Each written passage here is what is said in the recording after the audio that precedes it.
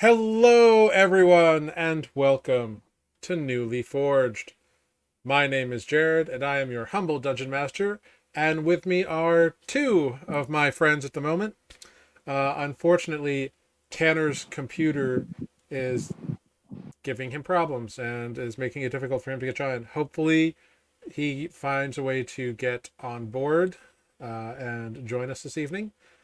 But in the meantime, welcome to Newly Forged. We are a 5e Dungeons and Dragons homebrew game that plays in the world of Newly, which came out of my brain. And these five people, two of which are here, are brave enough to hop into. So maybe three of them are not brave. I don't know. Occasionally. Chicken. Yeah. So we're gonna fly by the seat of our pants tonight. It's gonna be wild and crazy, and who knows what may come of it all. It's gonna be crazy. It'll be something. It'll be something. It'll be a good time. We'll have fun regardless. Maybe it'll be a shorter session. Who knows? We'll see what goes on. But that being said, let's introduce our two wonderful players who are with us. Let's start with Amber. That's me. Hi, I'm Amber. I'm bad at multitasking, but luckily I heard my name this time. And I play Rig, the Goblin Artificer. And yep, that's me. We didn't do the question. Are we supposed to roll? Oh yeah, Or are we skipping the question? One of you go ahead and roll a d20 for me. A D20? Yeah. Sure. Get it, Sarah. 10. All right. Down the middle of the road. I would like you both to answer the question. What is the most embarrassing thing that has ever happened to your character? Ooh. Oh, that's easy. Everyone saw my dad. Everyone met my dad and brother. It's very embarrassing. They're the worst. Like horrible people. Like truly horrible. Fair. Greg isn't embarrassed by much, let's be real. Fair. All right, and hopping down, we have Sarah.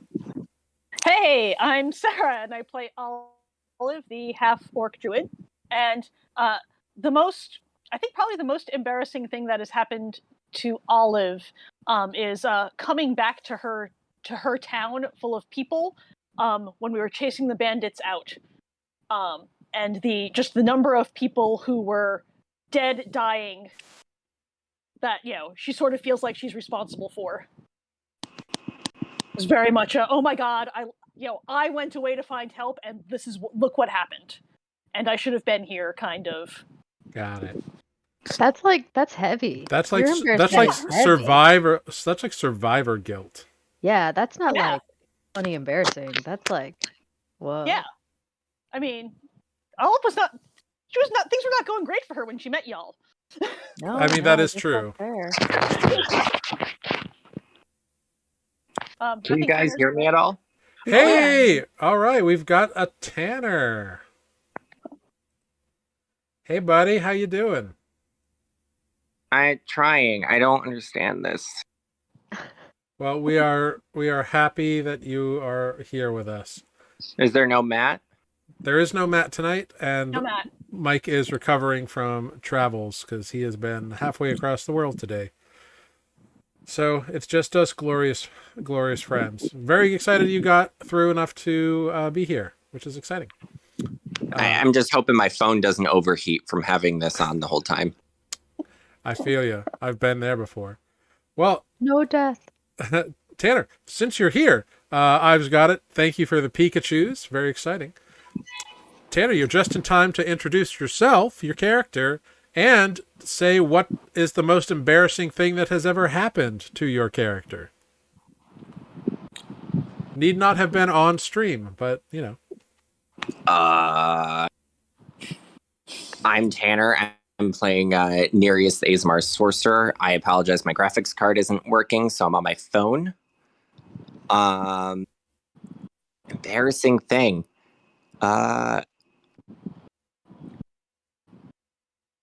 I don't know. I've never thought of this.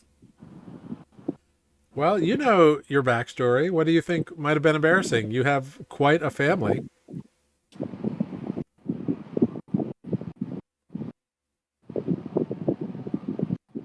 I have no fucking clue. Well, I guess we'll have to fix that and make an embarrassing moment for Nereus. And I'll be dwelling on that. Or you're just unembarrassable. You could have no shame. That's true. I do live a no shame lifestyle. You do. And I'm here for it. Well, that's great. And as I said, I'm Jared, your humble dungeon master. I play everyone and everything else that is not our lovely player characters here. So we're going to play a little D&D. We're going to play some fast and loose times. It's going to be great. And until then, we're just going to do it. Yeah. It's going to be great. I have Spoot and defect sheets open. I don't have Nereus's because I never had it before. If there's rolling that has to be done, since we've got no computer and That's okay. I don't have a D&D Beyond or a Roll20 character sheet. I do everything through D&D Beyond. That's fine. You can share that to me. I have D&D Beyond open. It's if all right. that is helpful to you. If you go to campaigns, you should be able to look at my character sheet through campaigns. Yep. Opening that in a new tab next to Olive right now. I have also given dispensation to Tanner to roll his physical dice tonight if he needs to roll dice. Nice. Oh. Oh, fancy. Because I do like to try to stick to the digital so people can see, audience can see what we've rolled and be excited that way. But hey, there's something to be said for, working with what we got tonight, and I'm going to deal with it. It's going to be good times. Damn it, I just opened Spoot's sheet. That's not helpful. And I trust Tanner, so it's fine. Glad you trust Tanner. I do. I'm kidding. All right. I have Nereus' character sheet open, and I believe nope, but I can't send it to Roll20. So I could roll in it and report the thing, or I can tell you anything that's on the sheet as necessary. Great. Cool. Here I am speaking. I'm push to talk and I didn't push. Okay, I'll be looking at my dice for the next 10 minutes. Cool. All right, as you pick out the prettiest ones to play with. Obviously. It's important. Yeah, I'm digging into the bag of holding. Oh, nice. The bag of holding. Well, all things being resolved now, I'm going to clean my glasses in a very officious way with my shirt. I'm going to keep stuffing my face. Uh-oh. Replace Getting them. official. He's getting official. I Stand am. back. And it's time to talk about what happened last time on Nuuli Forged. Dun dun dun. The Daylight Festival was in full swing in the town of Dunkburg on Barteria. Spoot defeated his opponents to win in the Quayfish pie eating contest. Olive dominated the animal wrangling competition, and Nereus enthralled the hearts of the entire assemblage with his entry into the poetry competition, which claimed him his second victory in the events. Now in possession of 4 out of 5 invites to the Warlord's table, Nereus gave his second invitation to Greg before having a brief interaction with the Count Van Mortice, who had his chamberlain invite Nereus to the Museum of Historical Failures the next day to continue their conversation. The party was then approached by Bodo Proudbody himself, who had finally recognized the group once they had all assembled together, and introduced himself to Nereus. Some pointed wordplay back and forth was exchanged before Bodo went off, claiming that he could hardly wait to see them until the following evening at dinner. Shortly thereafter, a red-scaled dragonborn named Gerthex introduced himself to the group. Through conversation, the party learned a bit of history of the plight of the dragonborn people, the history of Barteria, and a little bit of the warlord himself. After bidding Gerthex goodbye, the party left to find Defect, who, while beaten in the poetry contest, could potentially do very well in the melee, which is fast approaching, if they can find him. And the melee also happens to be the last chance to ensure the entire party secures an invitation to the Warlord's dinner table. So, with that, we pick up on the late afternoon of a sunny Barteria in the happy, bubbly town of Dunkburg, now that people don't have to be running away from rain and drizzle and there's no mist around. It's just a bright, shiny day. Very rare in this part of the world, apparently. It's a conspiracy. Yeah. It is. Totally. The crowd has dispersed from the stands, which are hastily being disassembled and moved to the location that the melee will be held at, and away from this particular pen. So people are not really paying attention to you anymore. Girthex has moved off with a few of his dragonborn buddies, leaving Spoot, Greg, Olive, and Nereus to try and search after Defect. Wait, where did he go? I thought he was with you. It wasn't my turn to watch him. Nobody's supposed to watch him. I just thought that he was with you because he wasn't with me. Aren't I you thought he was two? with you. Aren't you two best friends? Shouldn't you know where each other are? I mean, I don't follow him around. I mean, I do, but not really. Not like that. He's a grown robot man. Wait, what's it called? Arcanaton? He's a grown Arcanaton. You tell him, Pupper. I know. There's a dog in the street, also looking for Defect. Maybe they'll be helpful. Maybe. The last Does he of the like dogs? last of the spectral dogs disappears. Yeah, there you go.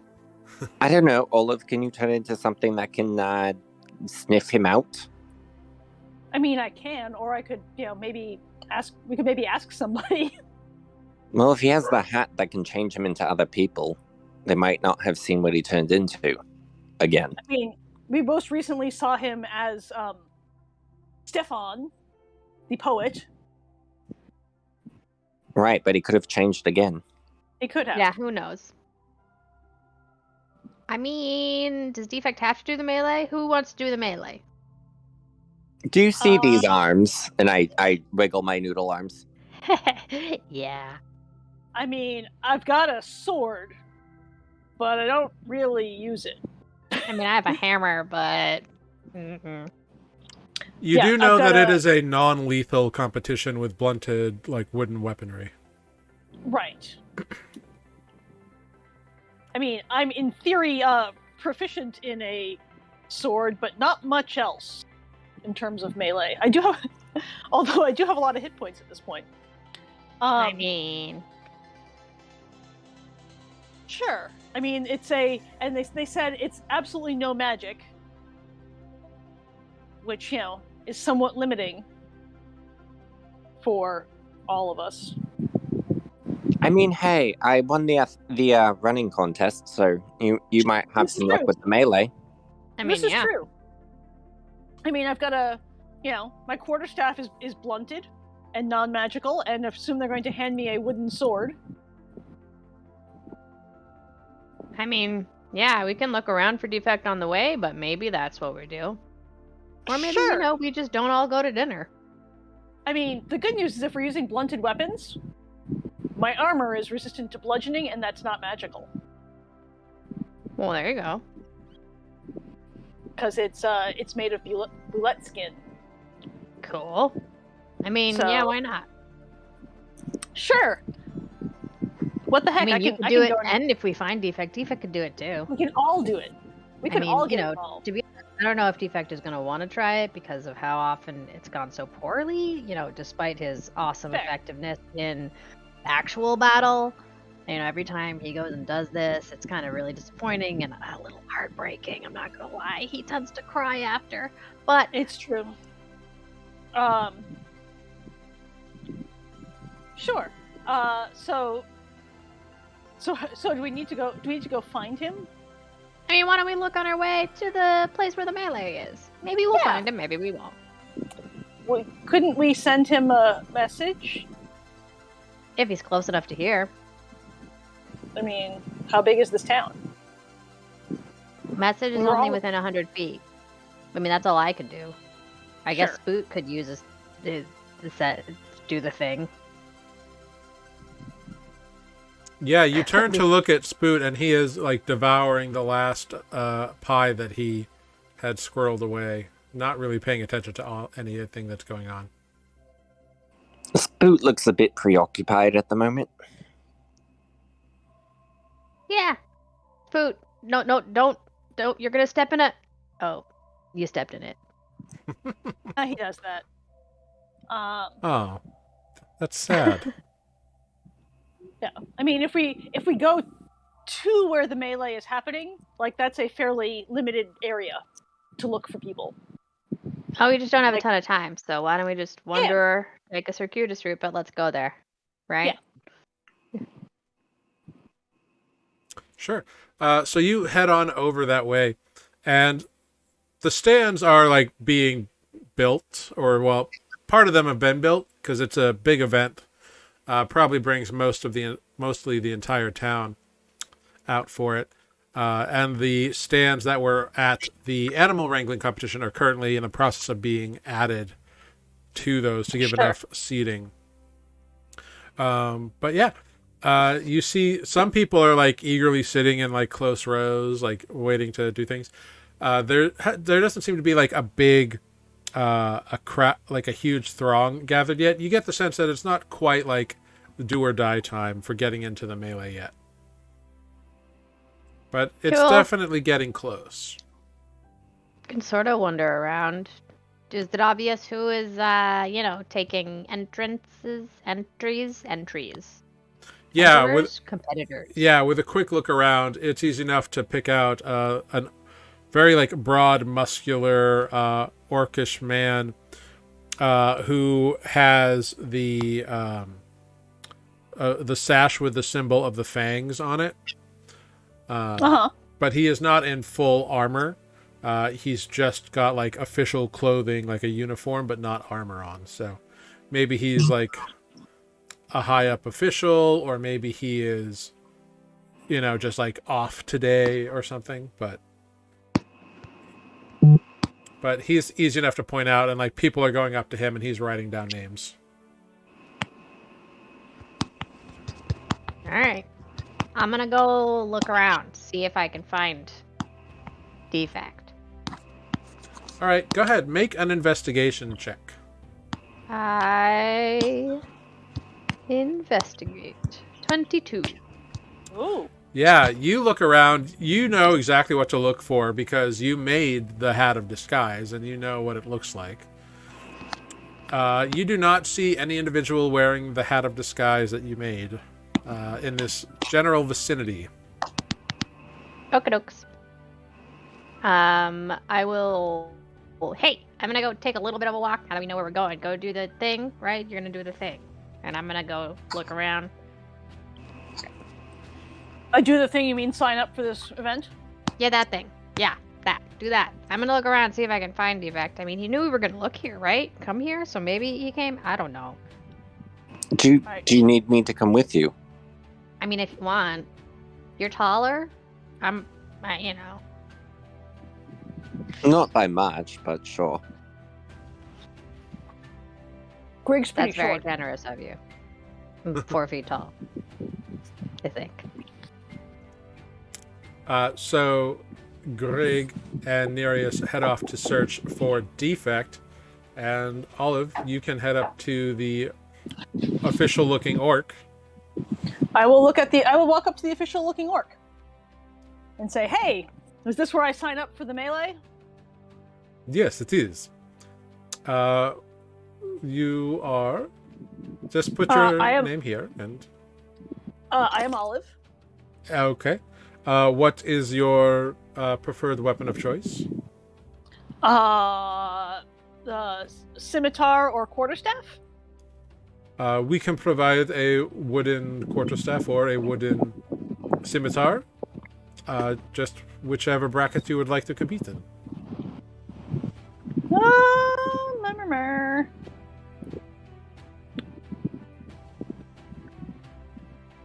I'll go with quarterstaff, Very good. as it is more versatile. I understand. Olive with a quarterstaff. Very good. You will be in the third bracket. Thank you. Good luck in the battle. Thank you. How do you set up? What am I allowed to bring? Any other gear in, like armor, shield, any of that, or?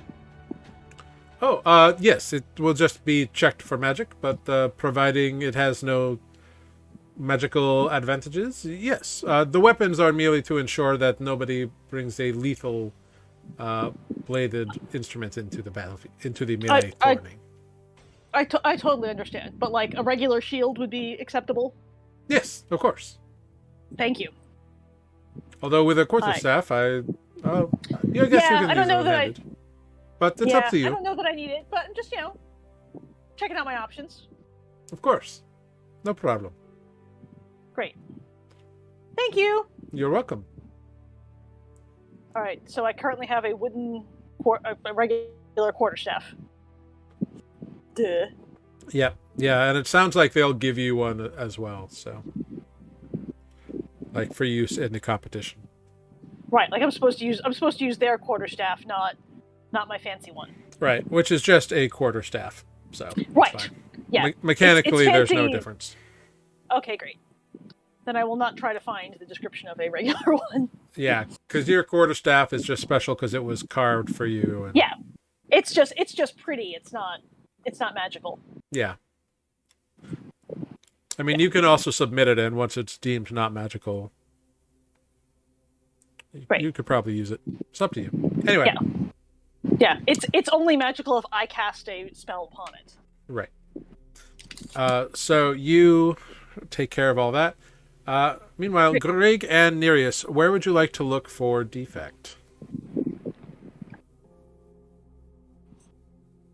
I'm gonna look not too far away, but if I smell flowers, I'm gonna look where there are flowers. Okay, go ahead. Or if we hear any ducks quacking. Right, is there a pretty park where he could contemplate? Go ahead, make perception check. Both of us or one of us? Both of you can make it. Okay. Ooh, a nat 20. Nice. With my 0 modifier. And a natural 1. Oh, dang. All right. Okay, then. Well, I guess Nereus is busy looking at his own toes and his little You stepped sandals. in some horse poop. It's very No, distracting. I stepped my toe on the course. Oh, there you go. That's terrible. Oh, look, and it's getting all like bluey purple and swollen. Nice.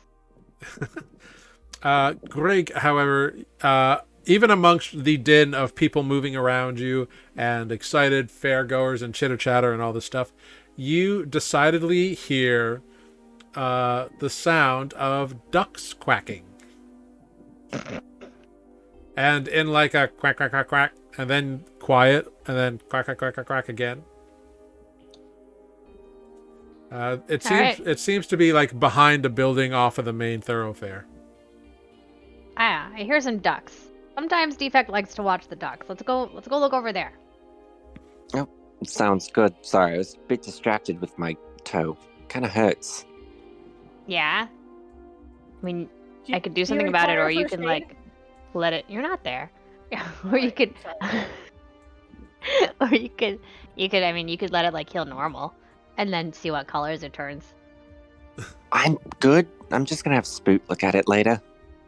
Oh, okay. I mean, that's fine. Cool. Could you imagine? Fights a dragon, dies to a stubbed toe. I mean, yes. Yeah. Weirder things have happened. Like Defect defeats a dragon, but then can't. I mean, never mind. Not gonna talk about that. Let's go find Defect. All right, you kind of follow the sound of ducks quacking that you hear, and you see a kind of largish plain-looking individual of kind of a mix of species. Like, it's kind of indeterminate exactly. It's almost as like his appearance was not given much thought. And you see that he is throwing like leaves or flowers or crusty bits of bread that he may have found just into this little, it's less of a pond and more of like a permanently large puddle because it rains so much here that ducks are currently like swimming in. Hi. He looks at you and just kind of nods. Do you want to spend your afternoon doing this? I mean, that's fine, but also there's the thing over there. And Olive's entering, but you could enter too. He kind of looks at you quietly for a moment, and then back at the ducks, and then back at you, and kind of lifts his head up. And shakes his head. I don't think I'm up for that. Okay, thought I'd ask. Do you have enough for breadcrumbs? Yes. How much Okay. can they eat? I mean, a lot. They're ducks. I think I've heard that they'll just eat so much that they explode. Should we try it?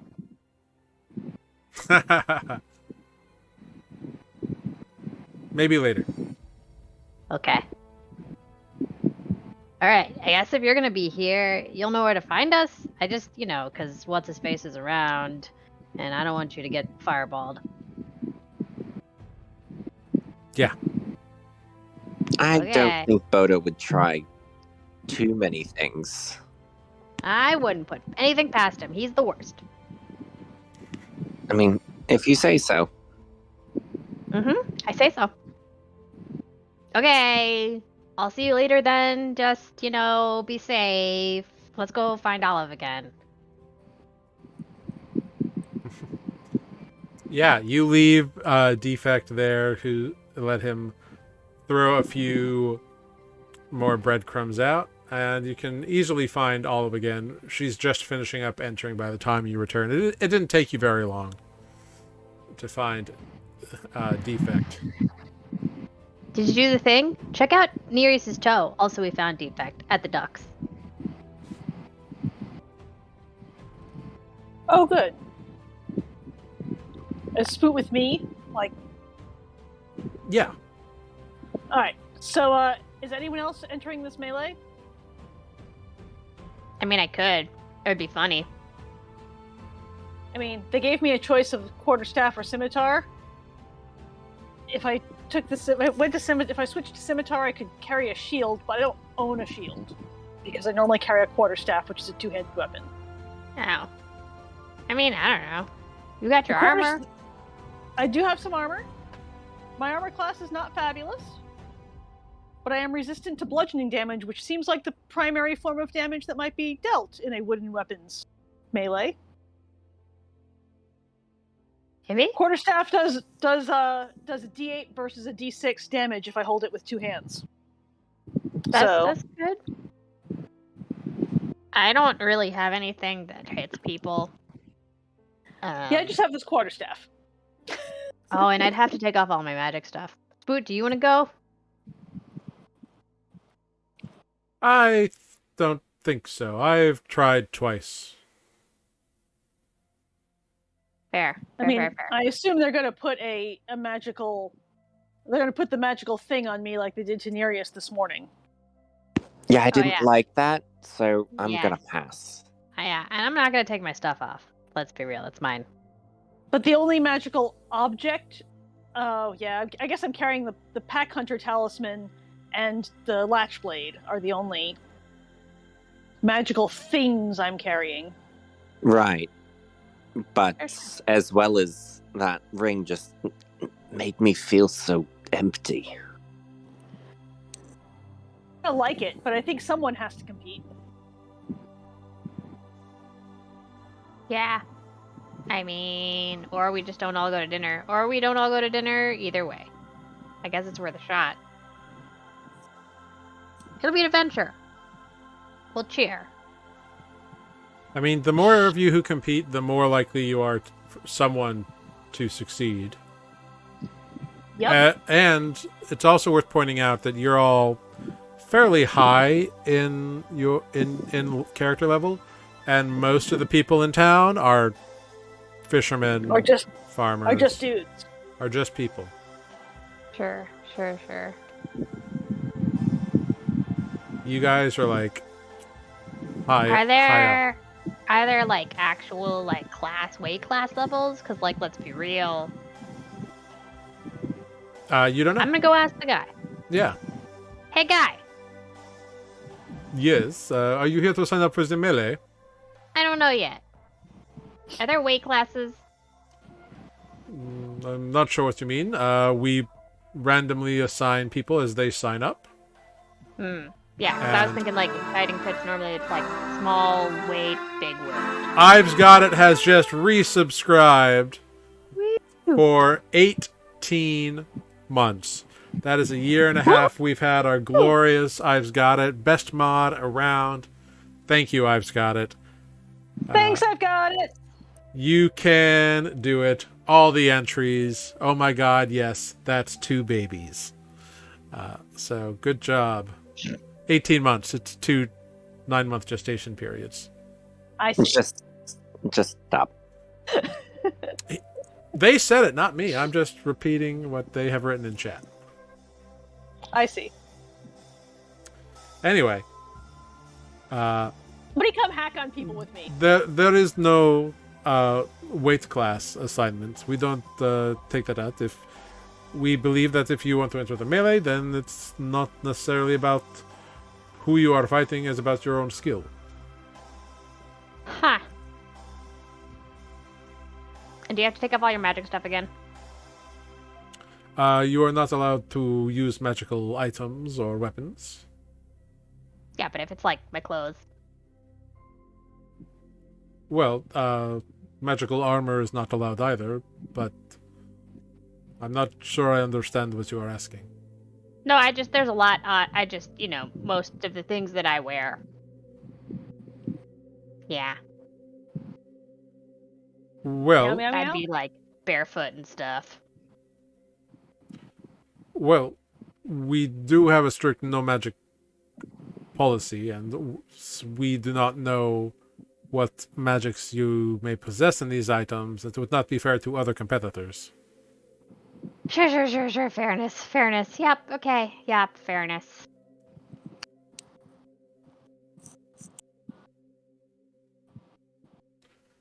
However, it is perfectly fine for you to doff these items and leave them with people you trust, or in a locked box for the duration of your matches, if that is questionable.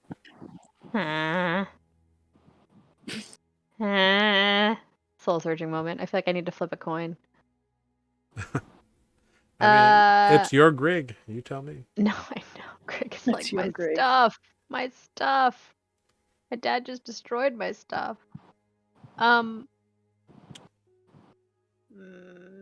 He does not seem to be interested in your stuff. You can kind of tell that. He's very confused about your attachment.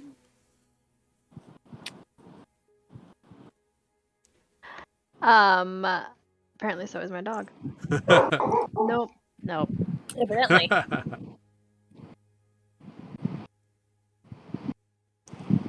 How much time do I have? The melee will begin in about 1 hour. Oh, okay. And I could like sign up right up until then? Yes, if you want. Okay.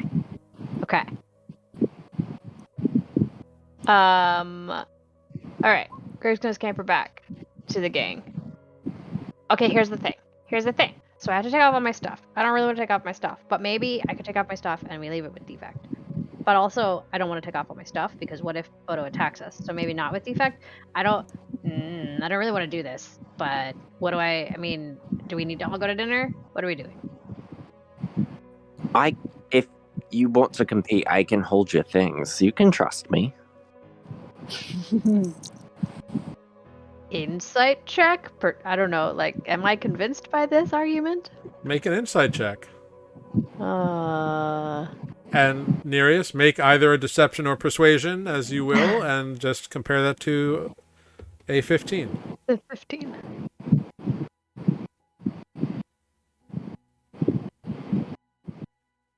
It's I have a +9 to persuasion, right? Sorry, I'm rolling around a lot of random shit. I'm sorry.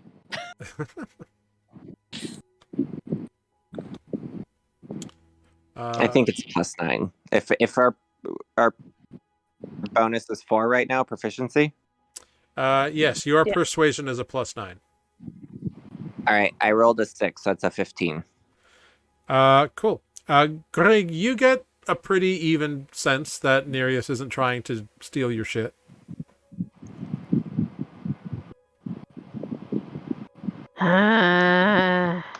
Okay, but can you keep it safe? I mean, yeah, where else am I going to go? Not about you going anywhere, about somebody trying to take it. I'm going to be sitting watching the fight. Yeah, and someone might try to steal it. Let's practice. Have you seen what I can do? Let's practice. I try to pick his pockets. Okay, make a sleight of hand check against a perception check. 20. Okay, it's a straight roll for you, Nereus. Although I'm going to give you advantage on it because I feel like you could sense it was coming. It's a 14. So even though you expect it, you don't feel it when Greg lifts something from your pocket. What do they get? I don't know. What pockets do I have? That's true. That's true. I don't have pockets. Yeah. Do you have a bracelet Use a or backpack. something?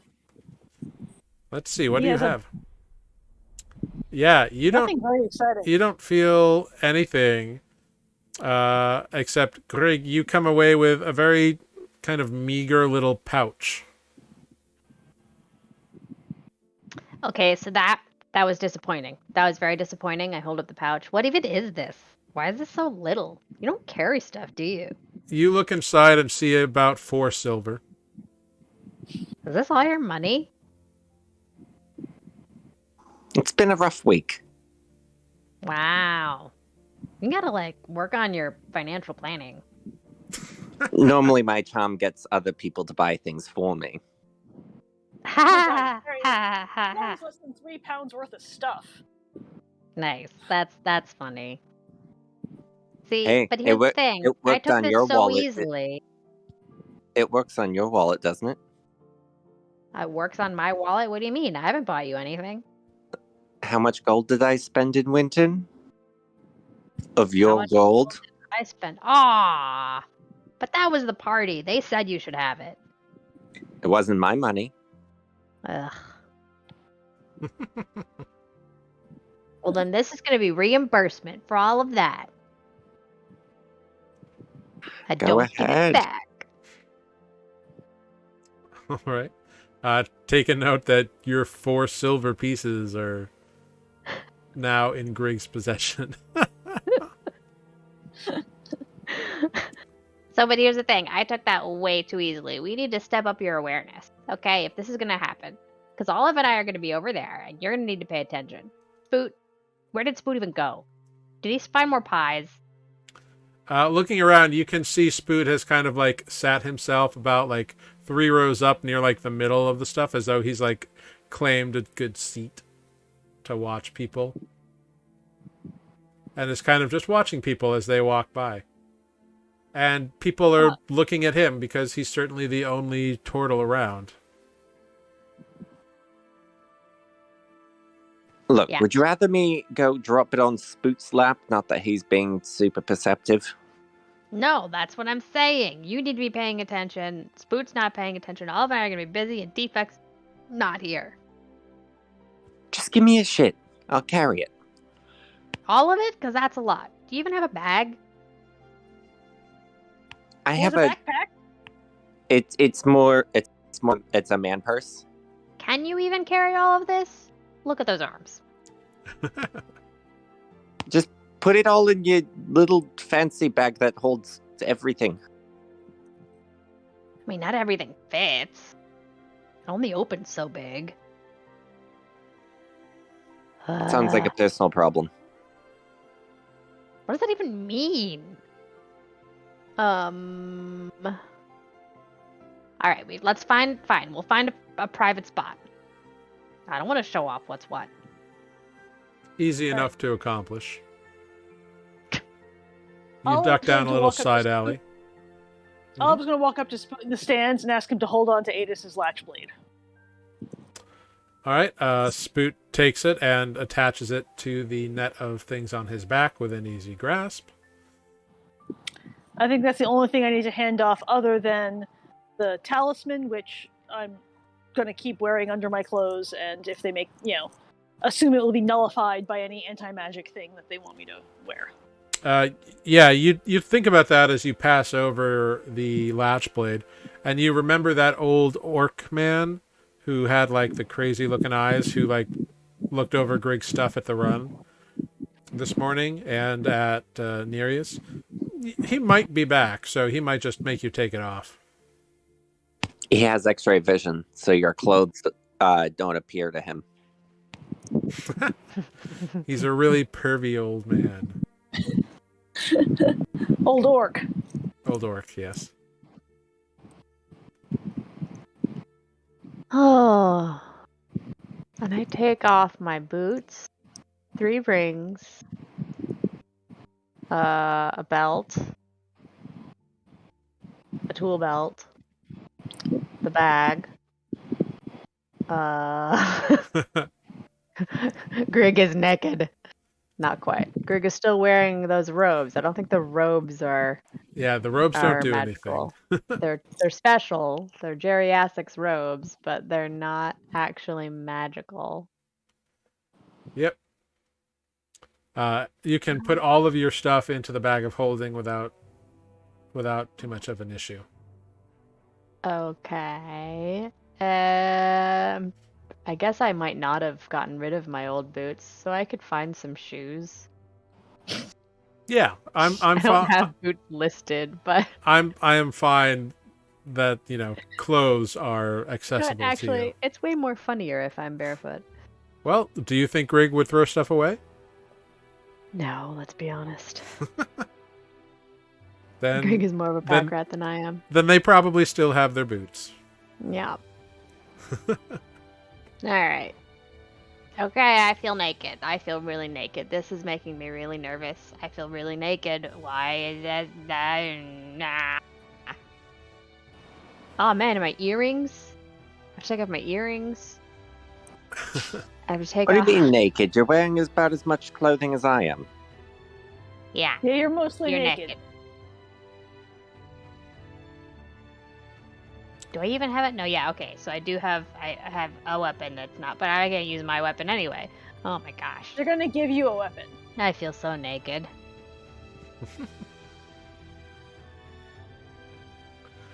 Alright. Okay, alright. You have to stay within my sight at all times. I say to Nereus.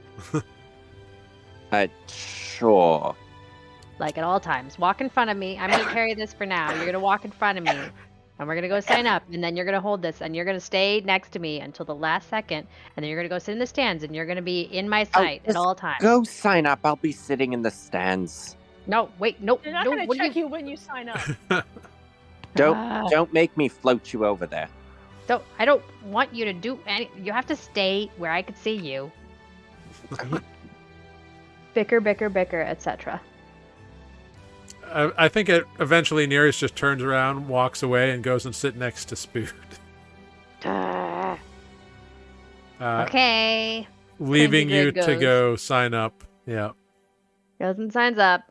Hi, I guess I'm doing this. This is a bad idea, but I'm doing it? This is weird. Very well. Your name? Greg. Greg. Okay. And your weapon of choice? I mean, if we're being honest, a wand. It's not actually a wand, it's a screwdriver. Actually, it's a wrench. Well, actually, I use a different thing for depending on the... Oh. But anyway, I mean, the moral of the story is that, honestly, like, a dagger? Or, I guess I could try like, a mace? I'm not really... Maybe a club? Not really usually a weapon thing. Well, you may choose. We have standard practice weapons for most of them, so it's up to you. I mean, do you have, I guess, I don't know, a great club? Why not? Well, that's really heavy. Maybe we'll just go with a mace. Sure, we can do a mace for you. Not a problem. Would you like a shield or no? I've never... Is that, You don't have to. Some people like them, some people don't. I guess I could try it. Sure. Okay. Are you proficient with shields? Technically, artificers are proficient with shields. Then yeah, you could use one effectively to add it to your armor class. Yeah, sure. Yeah, that's why I was like, yeah, sure, why not? Okay. Very well. You will be in the 4th bracket. Sure. Does that mean I fight fourth? Yes. Okay. I've already forgotten, but I think I'm in the 3rd bracket. You are. Cool. So you sign up. A few more people come and go. Time speeds up here, and eventually the announcement is made that the melee will be starting in the next 5 minutes. All contestants should go to one certain spot. I think your fan is blowing right on your mic, Sarah. I'm sorry. Olive will sigh deeply and hand over the pack hunter talisman to Spoot for safekeeping. All right. You, as contestants, go over to this area, and it is indeed that same older orcish man whose eyes glow in a crazy yellowy color as he introduces himself and looks over everyone and stops at Greg. Oh, I see you have decided to compete this time. Greg is like hot-footing, really uncomfortable, adjusting their robes a whole bunch. Yeah, I guess so. I guess this is what we're doing now. Well, congratulations and good luck. Thanks, I guess. I don't... how do you even hold this thing? And he walks by, kind of just nodding, introducing himself to Olive, and moves forward. Everyone is who's competing is put off on one side, and the muscular orc in the official-looking regalia, for lack of a better term, addresses the crowd. Good evening, ladies and gentlemen. Well, I guess it's not evening yet, but good afternoon. The final event of the Daylight Festival is upon us. The Grand Melee. Woo! Yay! Cheers! This year we have a pretty impressive turnout. We have 5 brackets today. Each combat will be tested and graded by our esteemed judges on skill, strength, and endurance. So, with that said, let's get our first couple of fighters up here. Bracket 1 up to the fight, and the crowd goes wild. And you see one kind of older, grizzled half-orc man who's like missing one tusk gets into the ring. He's got like some older armor on, and he's got like a wooden long sword in one hand and a wooden short sword in the other. And a much younger human male gets into the other side of the arena with him, inside the little pit there. And he's just wielding like a big wooden greatsword, or a facsimile thereof. It seems like this kid's going for like reach and just big stick. So we'll see how it goes. So I'm going to tell you how this is going to work mechanically, so you can make some decisions ahead of time. So you're going to make 3 checks during the course of your competition. You're going to make a strength check, a dexterity check, and a constitution check. However, any one of those, and you have to determine before you do it, can be replaced by a weapon check, or a weapon attack rather. So like, if you're good on dex and con, but you're not sure about your strength, you could replace that with an attack roll. But you'd have to, say before you do it. So that will be the mechanics. You see the first round goes... people are crowding and going pretty crazy. And the definite edge and the advantage looks to be going with the older half-orc guy. Like, he's got more moves. You can tell immediately he's got more experience. And the younger man with the big stick of a great sword is just kind of taking a couple hits and then blocking some. And the older man goes in with a incredible dodge, twirl around, and come back and stab maneuver with his wooden longswords. But the kid totally sees it coming and ends up sidestepping at the last minute and smacking the guy right across the head with the wooden weapon. And he just goes tumbling ass over tea kettle and is unconscious. Some healers come out and the kid is proclaimed the victor. And the official... That was very well done. Everybody give it up for our first competitors. He's okay. And you see that the older man is kind of standing up, kind of shaking his head, and kind of grumbly shakes the hand of the much younger youth who won the day, apparently. Everybody give it up for bracket number 1. Shortly, bracket number 2 is called... It is an older... well, not older, but middle-aged woman. Half orc-ish in appearance, or some percentage of orc. And she's got a wooden club or mace. It's got a heavy end to it.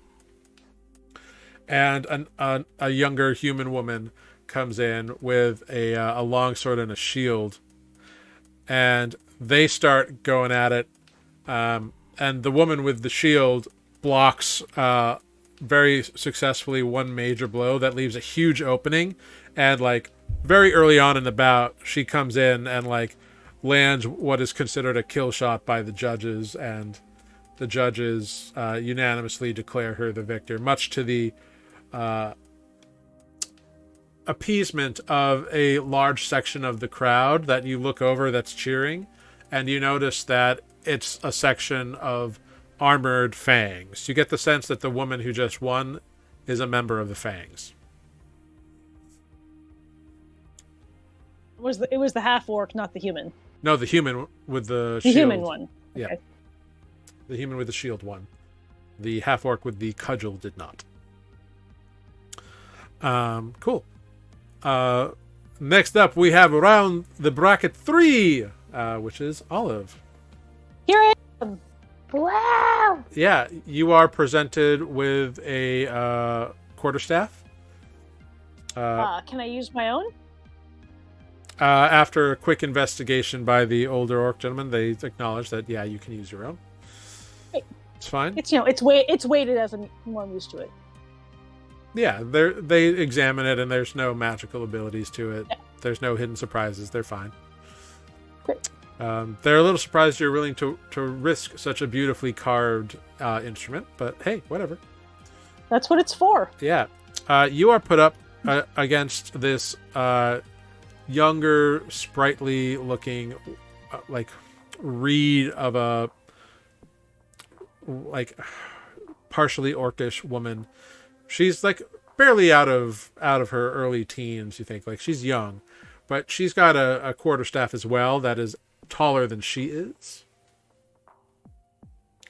And the two of you face off and get the going. So I'm going to need a strength check, followed by a dexterity check and a con check. And remember, you can replace one of them with an attack roll if you want. I rolled a natural 20 for 22 on strength. Fantastic. Instead of dex, I'm rolling a... Oh, dear. Instead of dex, I was rolling an attack, which is a 12. Okay. And con...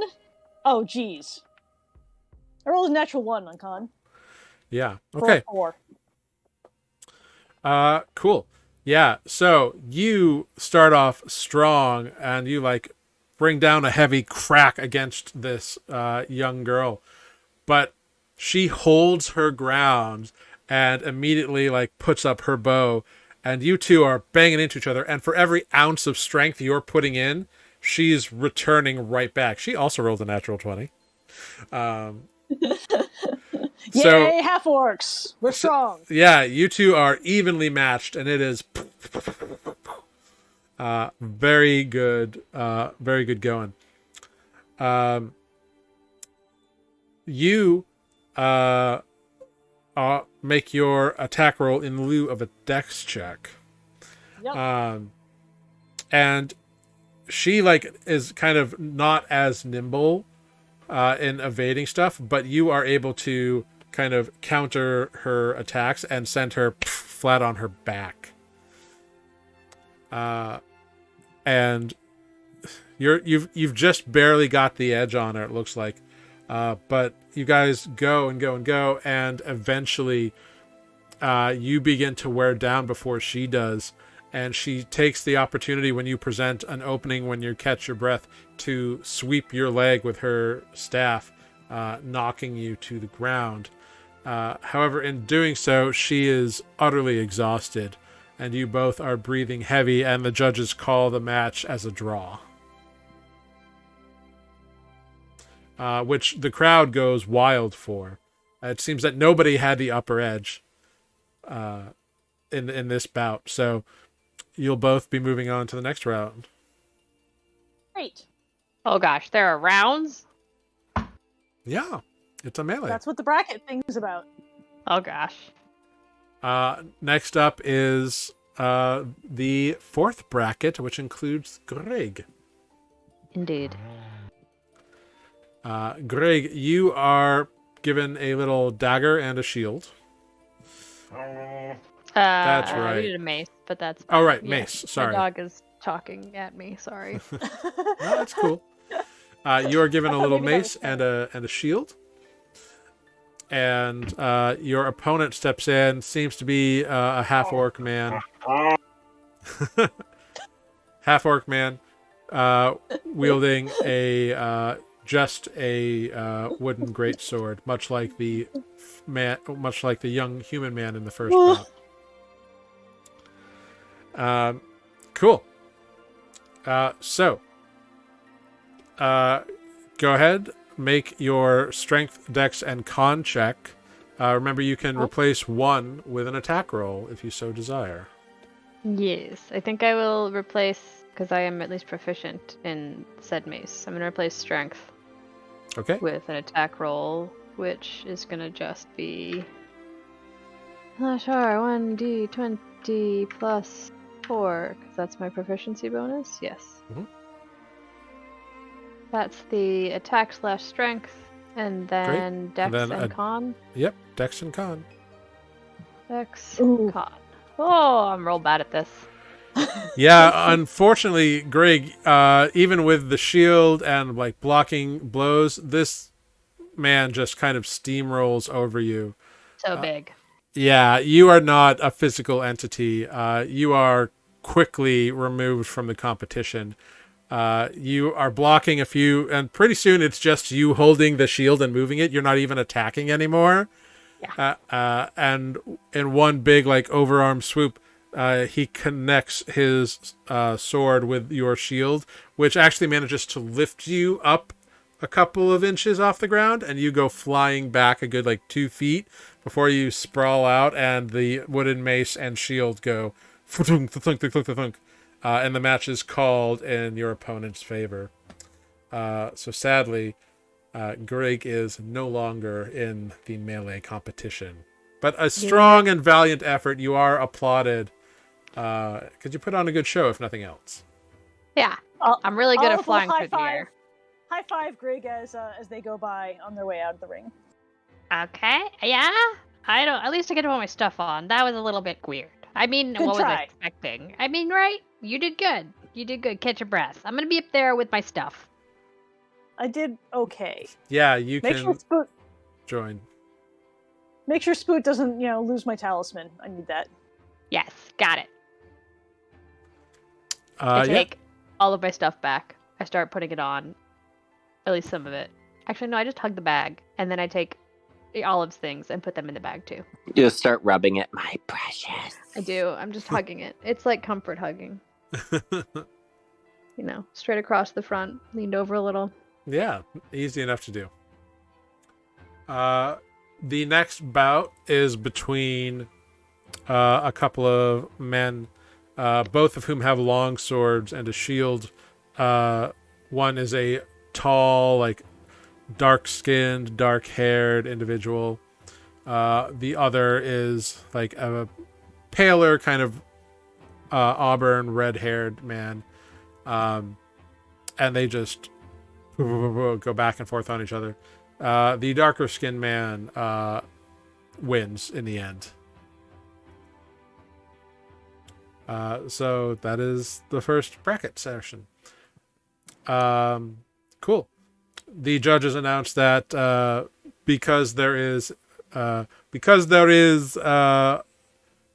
an even number, we will just commence to 3 brackets. Because we had no wild card. We had a draw in the first match.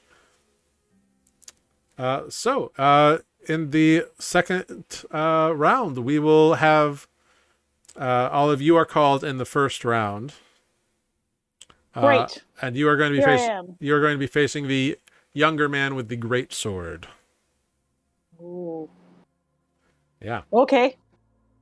Yep. So I should roll some things? Yep. Strength, dex, and con check. You can replace one with a weapon attack beforehand, if you would so desire. All right.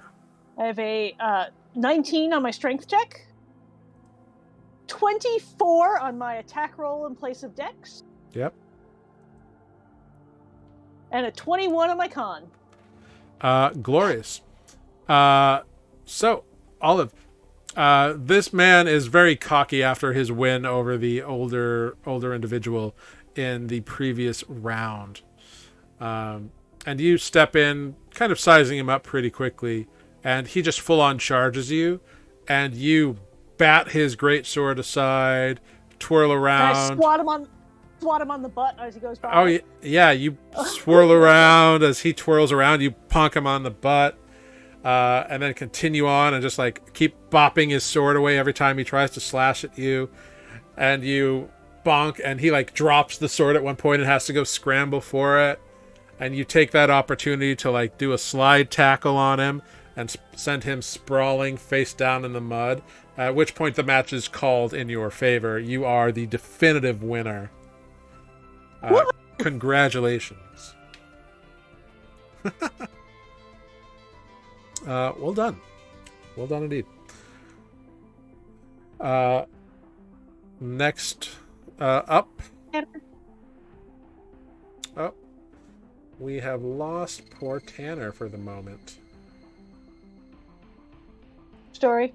He's not fighting anyway. That's true. Well, hopefully he comes back.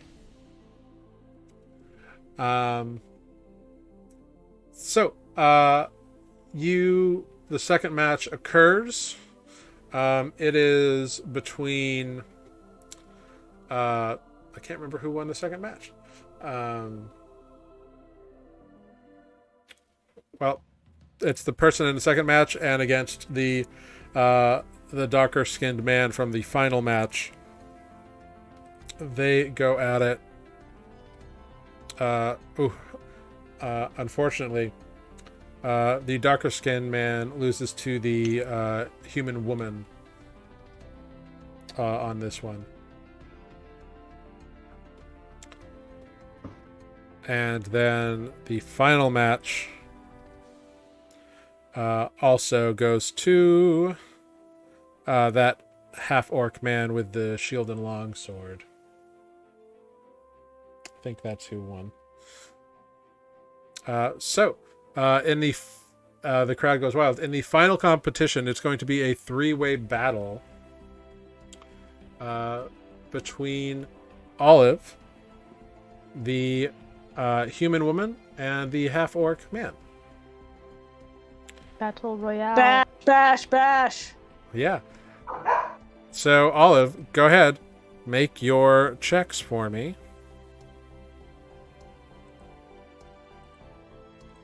Didn't actually roll. Oh! Alright, it rolled twice. Sorry. Apparently we had a hiccup. So it's No a worries. 6 on strength. Yep. Not fabulous. Let's see if that rolls the, There it goes. Ooh, a 10 on my attack roll in lieu of dex. And a 13 on my con. Apparently I peaked in my second bout.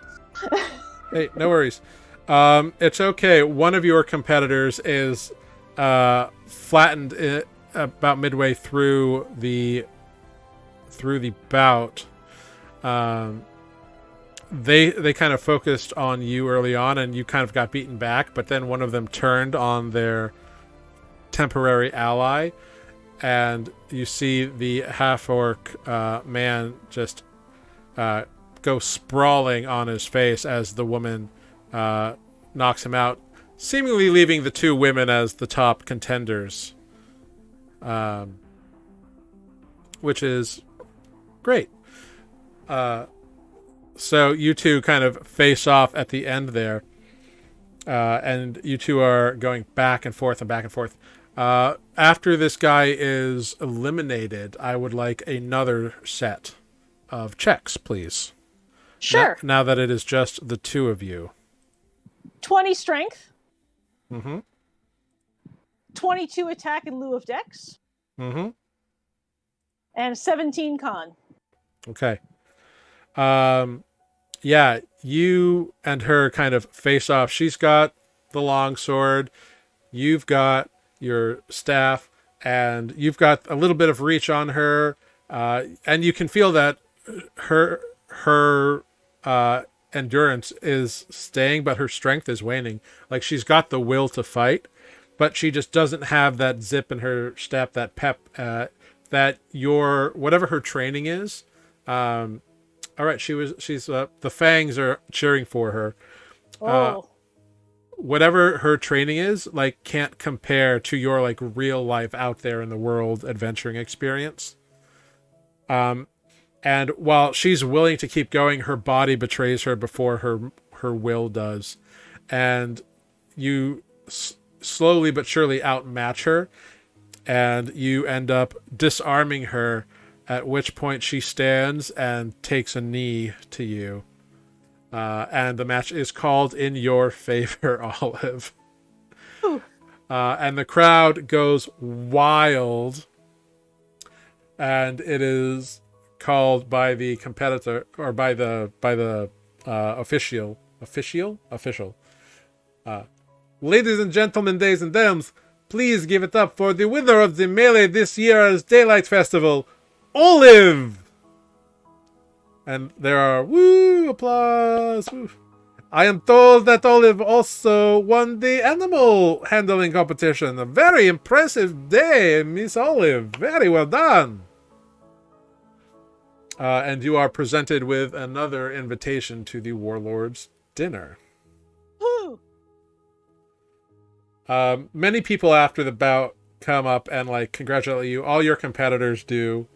They're very impressed. The older man who got knocked out in the first round was like, "I thought I had this one in the bag, but you did good. I was expecting it from someone like yourself, but good job. Well done." Worthy competition, sir. Well, I don't know about that. My grandson knocked me on my ass in the first round. I don't know how that feels. You But- must have taught him well. Indeed, I did. I like you. And he kind of laughs as he walks away. But yeah, people congratulate you. Your group reemerges, or reforms, I should say, with Olive the victor. Can I have my sword and my my talisman back, please? Yes, it's very safe here. Thank you. Foop. I appreciate that. Mhm. Put them back on. Yeah, absolutely. Ready to go. Yeah. Give back the shitty. I didn't take the shitty quarterstaff. I used my own because it's fancy. Yeah. Which maybe that is what brought you victory this day. Who's to say? There you go. Lucky quarterstaff. Yeah. You can tell, like, as the melee has wound down, the energy has just kind of amped up. People are like excited and talking about the day. You hear them all around you muttering about, "Oh, did you see?" and "Oh, were you there when?" And just back and forth, constantly. And you hear music begin to pipe up loudly as the sun is beginning to set, and it appears as though the dancing to say goodbye to the festival has begun, which means the Warlord will be here soon. And that is where we are going to take a break, everybody. So Woohoo! we are going to take a quick little bio break here. When we come back, we will pick up at the dancing for the evening's festivities, and perhaps see this mysterious warlord himself. Who knows? But we'll be back in just a few moments. Thank you, everyone, for sticking with us through a couple of topsy-turvy moments. It has been a couple weeks of like technical glitches here on Nuuli Forged. So thank you all very much for being here, and thank you to the players for playing along. So we're going to be back in 5 minutes. We're going to do a quick little bio break. So we'll see you then.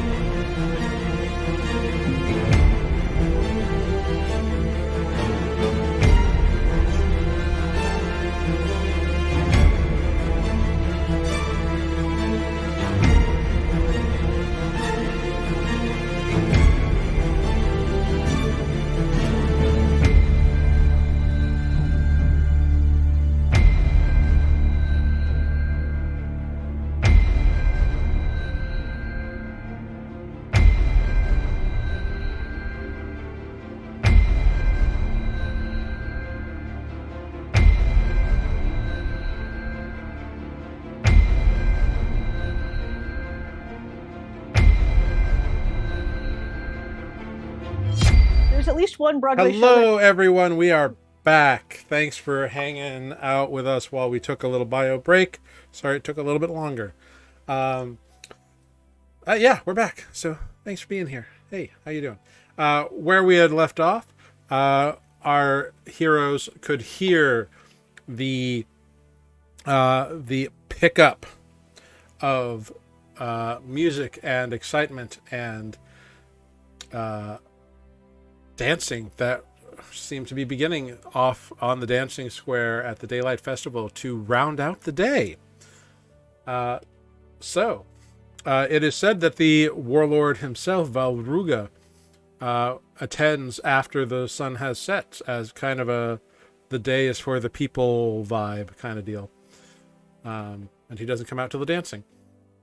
But it is up to y'all what you would like to do.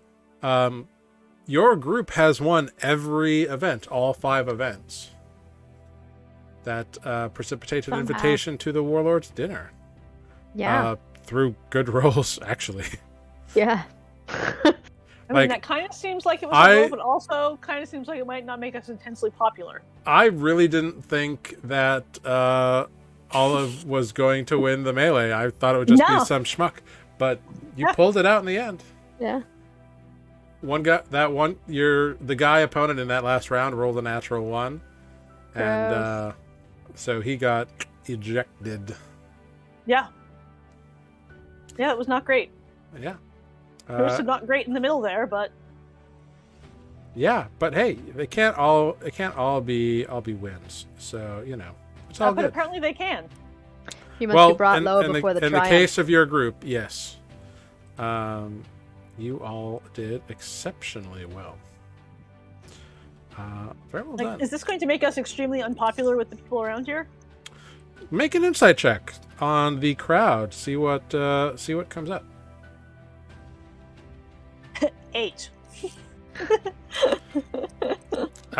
People are looking at you weird. You don't know why. Hard to tell. Yeah. I mean, we are pretty weird. True. Well, I think I'm gonna find defect, and we're gonna dance. All right. You go off to find defect, which is easy enough to do. He was watching the melee in his disguise, so he kind of walks right up to you, and you can go head towards the dancing. Sweet. You all sort of make your way there. Indeed, for those watching at home, you may notice that Tanner had to bow out for the rest of the evening. Technology was just overcoming us all tonight, so he'll hopefully be back with us next week, unless he figures out a way to come back in. But we love you, Tanner. We'll miss you. We'll see you soon. Yeah. So the dancing is up, and you can hear it as you approach. Do either of you want to not go to the square where the dancing is occurring? We go. I think Olive watches. Yeah, you don't have to participate, but it seems to be where everybody's going. Yeah. I think so. Glorious. So you head on over that way, and it is a lively party. There are performers who are definitely from out of town, just by the way they dress alone, who are playing lively, sprightly tunes that people are dancing to in the square. The sun is just cresting, casting that beautiful, purpley orange glow up into the atmosphere. And suddenly low at first, but as the sun begins to just dip below the horizon, you can all hear the sound of a mighty carriage being drawn by what sounds like a cacophony of horses. And you turn and look, and down the main roadway, you see coming down the main roadway, you see a massive carriage that is, at least 10 feet wide and who knows how long, but it is a good 12 feet high, with big wheels being pulled by 6 jet black horses. It's like a red and black lined, very well made vehicle. And the crowd is dancing and people are noticing and saying, Vaulruga's coming, the warlord is here. And it's quickly going around. There is a up on top of the driving the coach, you see a half-orc male, kind of gray, sallow skinned, looks like his hands are a little bit shaky. Maybe an odd choice to be the driver, but he seems to be very capable. His eyes are kind of bleary and bloodshot. And he's looking around nervously while he parks the carriage, gets down and says, ladies and gentlemen,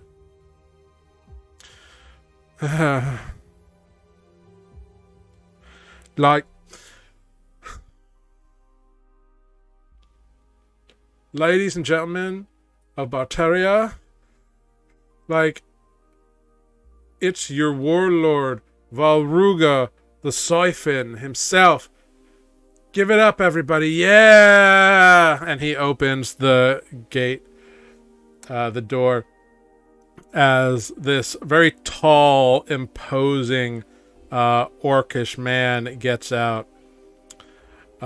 He is clean shaven, but with bristly, dark beard, kind of just black eyes, pale green skin, big protruding tusks and pointed ears. Very much like the definition of warrior, conqueror, orc king vibe, out of legend. He's wearing big black and red armor with the two the fang imagery that the fangs have, except it's as a silver chain with an emblem. He's got a gray wolf pelt cloak, couple of spikes coming out of the armor, because why wouldn't there be? And he is wearing on his hands only one gauntlet on one hand. That seems to be a black metal, and there's a couple of maybe gold or something running along the edges, kind of trim highlighting it, and a single gem embedded in it. And he waves to the people of the town as they celebrate him, and he steps down, and coming out of the carriage, I keep saying the wrong word. Coming out of the carriage behind him, first is a very lovely half-orc female who steps out, followed by a very the best way to describe him is flirty. He's just got that bearing that he's a flirter. You know what I mean? You can tell that guy. Yeah, that guy in the bar, he's gonna flirt with everybody and everything. But this orcish man gets out and do that, and then this very serious looking human steps out as well. And they follow him up to the stage as the half-orc who is driving kind of is looking around nervously and just kind of almost he doesn't know what to do now that he's just do I just stand here? I don't know. He's just standing there holding the door, not sure if he should close it or not. It's very obvious that he doesn't know what he is after, or what he is supposed to do in this moment. So, the Lord Vaulruga, the warlord, climbs up onto a little dais with the performers and raises his hand for everybody to silence. Says, "Greetings, my friends. What a wonderful way to celebrate the return of the sun with a very successful daylight festival for the people of Barteria. We are strong. We are fun-loving. We are happy. We are good people. We deserve the peace that we have wrought these past 15 years. And the crowd cheers and goes wild. Like, they love this stuff. They're eating it up. And despite his, like, very imposing appearance, he does seem to be fairly charming. Like you can tell, like, why he got people to follow him. Like, he's just got that leader mojo to him. I am just like nodding along. Yeah, sure.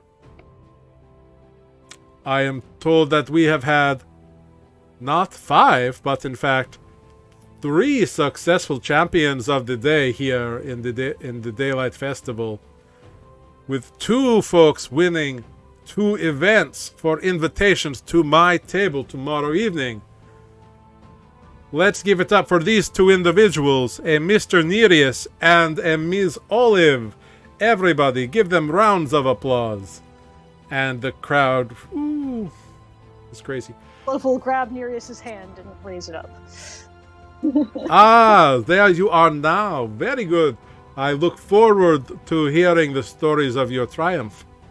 And whoever you may give those second invitations to as well, huh? And he kind of winks. Now, as is custom, the daylight has ended. And we all know too soon the rain will return to Barteria. And so, enjoy a clear evening of fun, of frolic, of festivities, and let the daylight return even sooner next year. Everyone, celebrate! And the crowd goes, woo! And the music flares up, and the warlord steps down with his 3 little cronies and begins talking to, like, the Count Van Mortis, and a couple of, like, Fangs who seem to be high up, and, like, various other official-looking people. He seems to be, like, rubbing the elbows, you know what I mean? Glad handing time. Yeah. Kissing babies. What would you all That's like right. to do since you are seeing all this for the first time? I'm gonna pet this street dog. Yeah, it's a Oh, good idea. Begging. Uh-huh. And then I'm gonna just watch the guy for a while, like sort of sneakily, but sort of not. Just like meander and see what's what. See if I see Bodo. I want to know what's going on over there with him. So, are you looking for Bodo, or are you watching the Warlord? I want to see if Bodo's gonna come to the Warlord. Like, I'm just curious about, like, what is this nonsense? Who is this person? Yeah. Who's talking to the warlord? Yeah.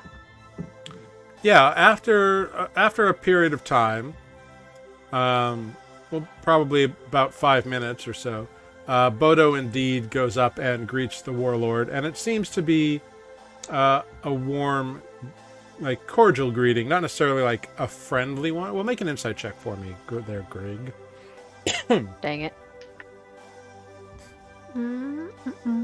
A 2. Yeah, it doesn't seem Why like am I they're not like doing this? it doesn't seem like they're the best of friends, but they seem to be getting along. They're not like hugging or anything. Okay. But Bodo doesn't stay overly long. He seems to stay like the polite amount of time, and then leaves the Warlord to continue his own purposes, or left to his own devices, I should say. Cool. Uh, Anybody else interesting come along? Yeah, you can make Olive. perception checks. Yeah, Olive, go for it. Olive's just kind of scanning the crowd, looking for people who might be discontent or resentful of the new people who have strolled in and won all their festivities. Like, she's basically looking for people who are grumbly and unhappy. All right, yeah, go ahead. You can make an insight check. Insight, huh? Oh, not so much. Yeah, Everyone's having fun. looking around, like most people are like just happy to be like having a good day, that it's not raining. Everybody who like sees you is like recognizes you either from the animal wrangling, which you were exceptional at, or the melee, which you won in a surprise bout. That everybody is like still talking about. So you're kind of like the hot shit at the moment. But nobody seems to be like angry about it. We'll smile and be polite to people. Cool. As that's going on. Yeah. As you're all just kind of looking, around, you do notice a few things. You do notice a few more people kind of show up in like a smaller horse-drawn cart. Like one person was like on the horse, and then like other people were like in the cart, and they put it next or like near to the warlord's carriage. It seems to be people of Orcish descent. There's a Orcish female who seems very like stiff and officious, and seems very annoyed at the half-orc male who was driving the carriage as she gets out, and she seems to be talking to him sternly. You see another orc female who's just kind of chatting away to the very much younger half-orc female to his or to her right, and the half-orc man who is obviously already hammered. Olive's going to sidle up to all of those horses and say hi. Okay. Are you casting a spell? I am. I'm going to take my 10 minutes to ritual cast Speak with Animals as I make my way through the crowd. All right. So slowly making your way through the crowd over time. Like you're just kind of focusing. If I get there before it's done, I'll, pet them on the nose right. and that kind of thing. Technically, like a ritual implies like you sit down and you do this thing, but we'll play with it because it's fun.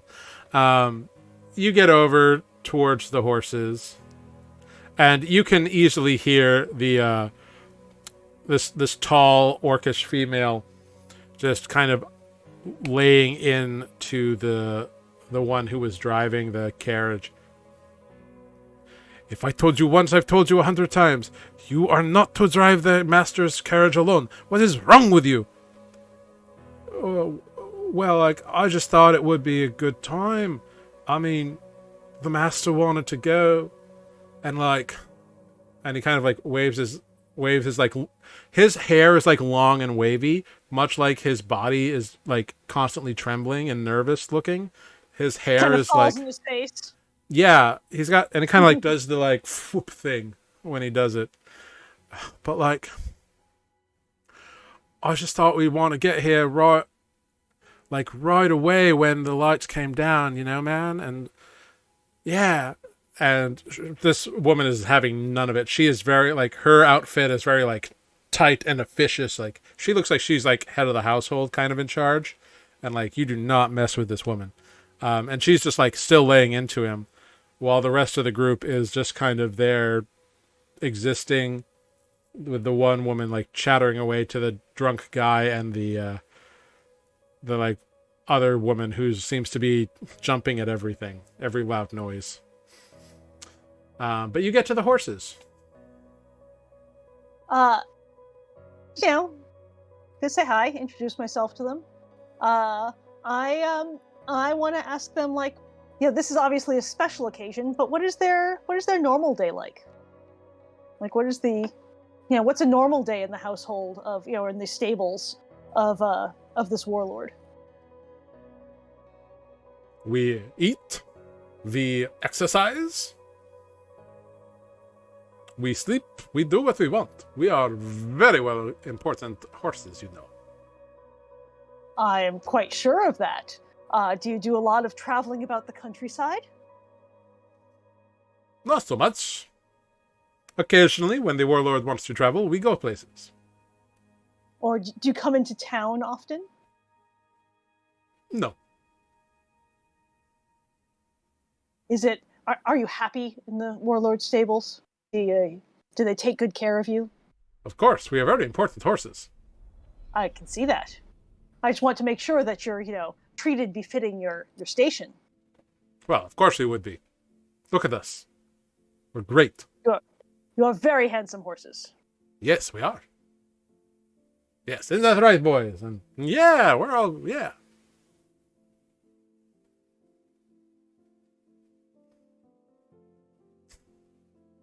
Anything else? I don't think so. I mostly just wanted to know if he, toured the countryside a lot, or if he was normally, hanging out in his castle. Yeah, you get the sense from talking to these horses a little bit that the warlord doesn't travel often. He seems to, stick to Gripkeep, which is his home. Uh-huh. Yeah, talking to them, it seems like the most, fun thing has been the past few days. These new visitors have been at the keep, at the castle, which is more unusual, I suppose.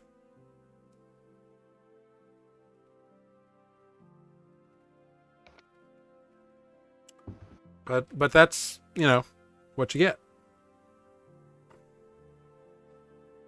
Oh, I think you muted. Oh. Nope, you're good. Okay. Sorry. So, yeah, that's fair. Just, checking in with the horses, how people treat their horses is an indication of their character. Yeah, they seem to be very well taken care of and highly valued creatures. Great. We'll just, hang out and rub their noses a little bit and then melt back into the crowd. Cool. You start rubbing noses. Greg, what are you up to? I'm gonna keep watching and eavesdropping on everybody who greets this Vaulruga person. All right, go ahead. Make a perception check for me. 5. Oh my lord.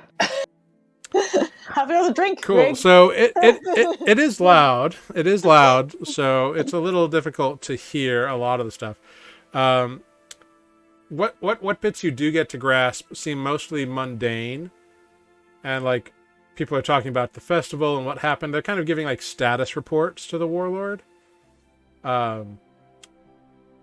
It's not until the warlord starts,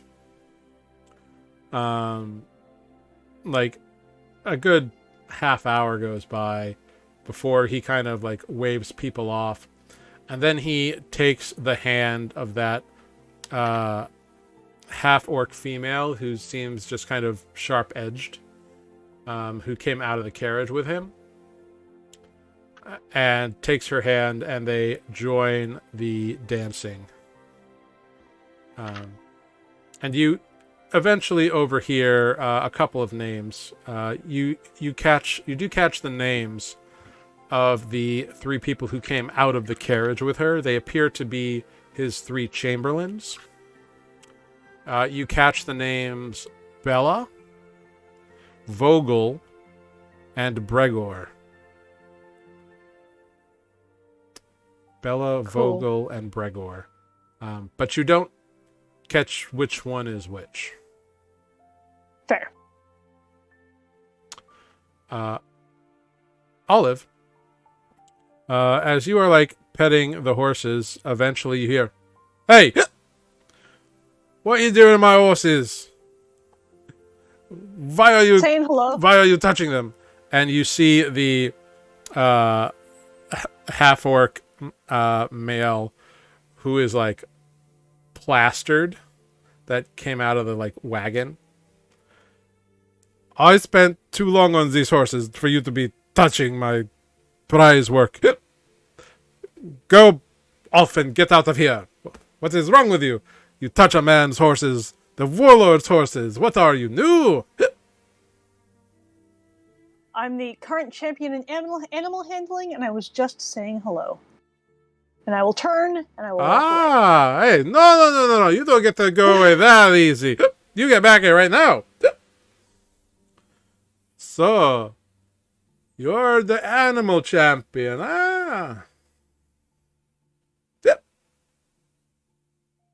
Yup. Well, then, I think we should have conversation. What is your name? Olive? And perhaps we should postpone this conversation till tomorrow. Olive? Why? Are you not available? Are you too good to talk to old... Olive is going to carefully stand out of projectile range. Think you are too good to talk to old Hermit, huh? Huh? Is that what you think? Oh, not at all. I thought perhaps you might be seeking your rest soon. It's getting... Why? The party's just getting started, eh? But anyway, we talk about horses now. And he proceeds to engage you in a conversation on horse husbandry through many hiccups and long belches. They are very fine horses, and Olive will continue to stay very carefully out of the range of projectile. Yeah, he seems to get more animated as he talks about, like, raising horses and, like, rearing them and all this stuff, and how much care and effort he puts into all these things. And Olive will continue just to kind nod of politely and say nice things. Yeah, about his horse. it's very much that thing where, like, you have a brief moment of connection with a stranger at a bar over a shared topic of interest, and then they just keep going. But they are too drunk to realize, no, we're done. That's who this guy is. I will keep nodding and smiling and periodically interjecting, some compliments about his horses, and mostly ignore him. Mm-hmm. Yeah, it doesn't take too long of this. Like, he's talking about, how long he spends grooming them, and that stupid style.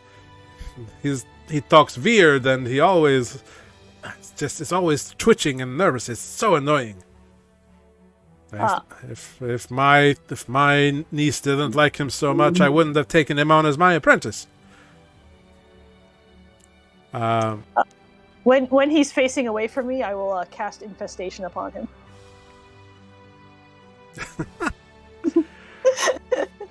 Okay. You do so. We're sitting on horses. A small cloud of fleas can't possibly be. Make a sleight of hand check.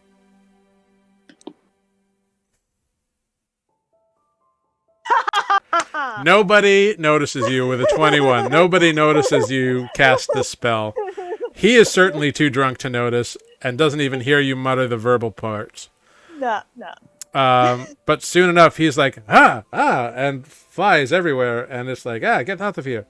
And he, like, rushes away to find a fly swatter or something.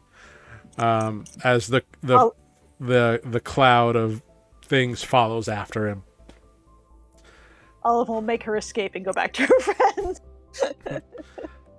Olive is not above using cantrips to get out of long conversations. Yeah, no, it's good.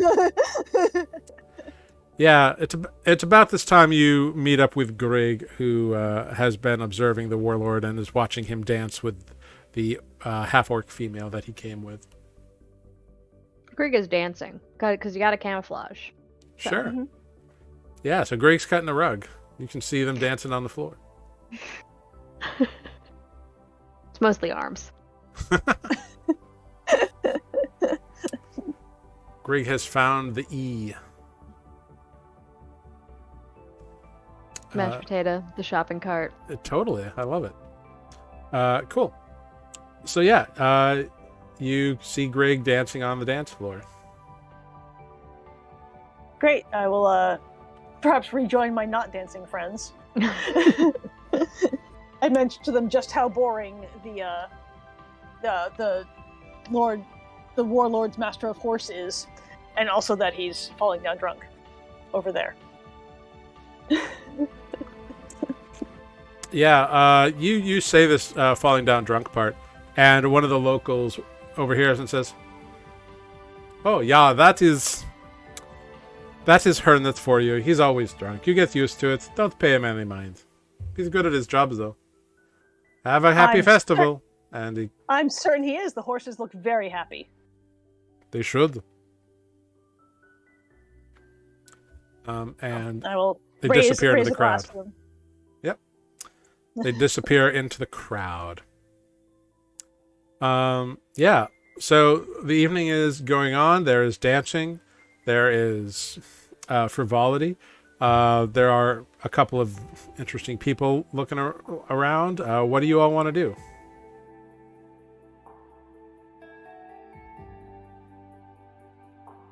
Is this dinner tomorrow? Yeah. The dinner's tomorrow. I mean, Kirk is going to keep suspiciously watching and observing, just to find out whatever Greg can about in preparation for tomorrow, or who is this person, or what's the relationship between Bodo and this person. But then at some point I imagine that I will get bored. Sure. I mean, the Warlord is just dancing. Like, he changes partners a couple times. The style of dance changes up a few times. He seems to be capable in whatever is played, and doesn't have too much of an issue with any of that. He talks to his partners as he dances. It just seems he's, like, enjoying himself as much as you can figure out. There are, like, people around if you wanted to, like, ask questions about things or to people. Olive's going to make a point of finding all the people she battled in the melee and congratulating them on their fine showings and that sort of, polite, ingratiating. Yeah, you find them all. They all are very appreciative. Yeah, totally. Yeah, they're all very appreciative, and they all like kind of like, "Oh, that's real nice of you. Well done. Like, hey, you're not so bad." And like, it kind of ups your like clout and esteem for the time being. So, good job. Do you have any like specific questions you wanted to ask of your opponents? Just I will ask them if they normally compete, if the melee is their event, and if especially the older warrior, if he's won in the past, if they tell me about their past exploits, if they've how past melees have gone. Yeah, he had never entered before, he tells you, but he'd been a Talon for many years and once served in the Warlord's regiment way back in the day during the battles for Barteria's unification. I will ask him to tell me anything noteworthy about that time, if he has anything, any insight on the Warlord, the Warlord and how that was. And yeah, he relates a tale. Keep him talking. Yeah, he relates a tale that like the people around him go, "Oh, here we go again," but you haven't heard it before, so you're new. So it's prime for a retelling in his mind. He tells you of a time when the Warlord was young, and he's much older than the Warlord. But when the Warlord was young and fresh, he was all about like defeating the enemy, and that's all he cared about. But then he realized that no, it's not just about defeating like your neighbor and taking his stuff. It's about bringing your neighbor into the fold and working to be stronger together.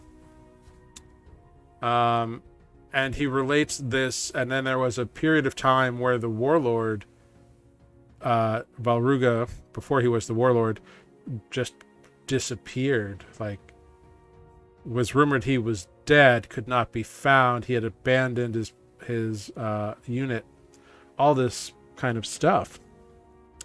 But then he came back and seemed empowered and emboldened with his visions. He began plotting like against his more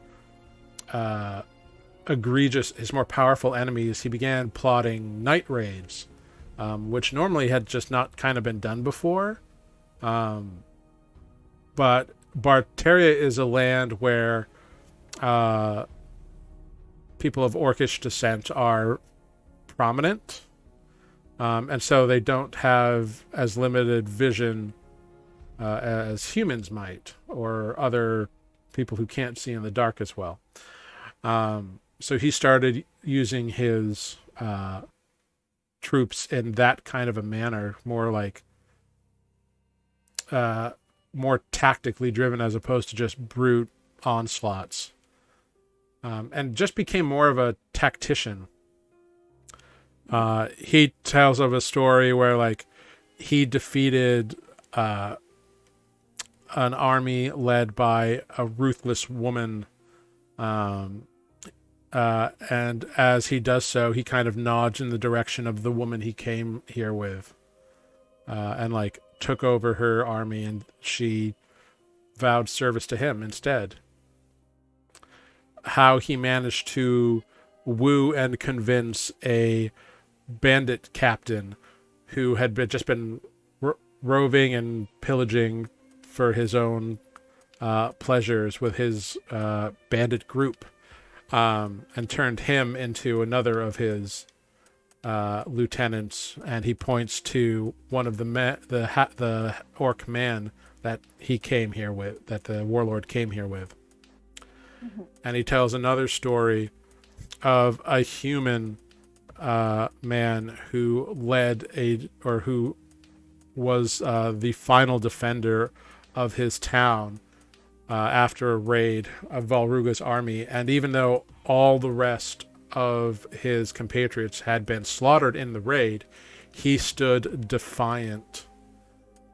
And eventually the warlord just sat down and spoke to the man, impressed with his will, and convinced him, this never has to happen again, join me, and we won't have to slaughter everybody. Speak up for those who want to defend their homeland. Convince me. And that man eventually joined the warlord as well, and he points to the third individual, the human man, that the warlord came here with. It seems that the three people the warlord has come here with are three former enemies that have turned to trusted allies and subservience. Fascinating. Yeah. He does be perfectly blunt and honest and tells you that it was a very bloody time.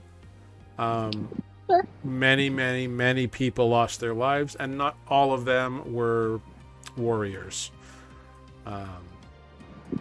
There were a lot of would-be conquerors at that time in Barteria. There were still... it was just barely after spellstorms had stopped. People were like taking advantage of others. But eventually Vaulruga was the one who claimed dominance over all of them, and ultimately ended up making Barteria a safer, if regimented, place. The people have safety in their lives. They are assured stability, and they just have to follow the rules. They just have to follow the laws. That seems to be fair in his mind.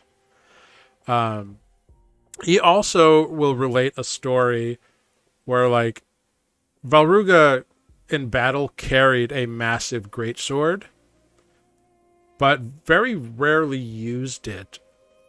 He would instead apparently just challenge people to, like, fisticuffs, and just beat people to death. Oh. Sounds messy. Yeah. Rumor is that he always wears that gauntlet because his hand underneath it is really messed up from his various beatings that he inflicted on people. Sure.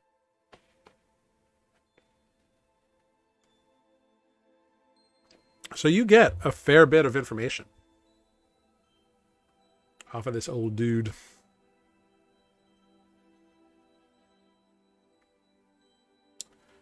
Greg, anything specific you wanted to do?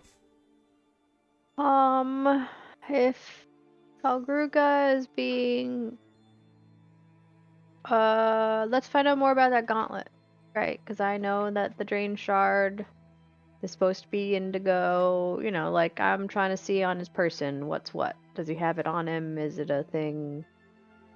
Are you just like looking, or are you gonna like use magic, or what are you gonna do? I think it will go in phases. I'll look, but then I do have the wand of magic detection, so I could use that. Cool. I assume you want to do this like without drawing too much attention to yourself. Oh yeah, for sure. I'm being sneaky by dancing, and or actually being sneaky, whichever. Cool. Just go ahead and roll a stealth check to like blend in and not be noticed. 17. Okay. Cool. That is great. Cool. Go ahead, because no one is noticing you. Go ahead, just make a perception check with advantage as you're trying to suss out about this gauntlet. Well, I did a nat 1, so it's a 12. All right, Yay for cool. advantage. It's a very well-made gauntlet. It does have a deep purple or deep blue gem. It's dark and it's firelight. It's hard to tell what it is. But it's very well crafted, of like this black metal with like gold trim. And it seems to like move like a normal hand would.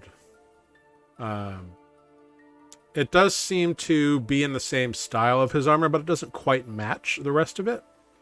Like the rest of his armor is kind of like black and red and spiky, and this is much more sleek in design. But that's all you get with just a visual, like staring at it for a while, kind of trying to suss it out. Cool. Then I will use that wand of magical detection. Cool. Go ahead and make a sleight of hand check for me as you pull out this wand. Oh gosh. 17.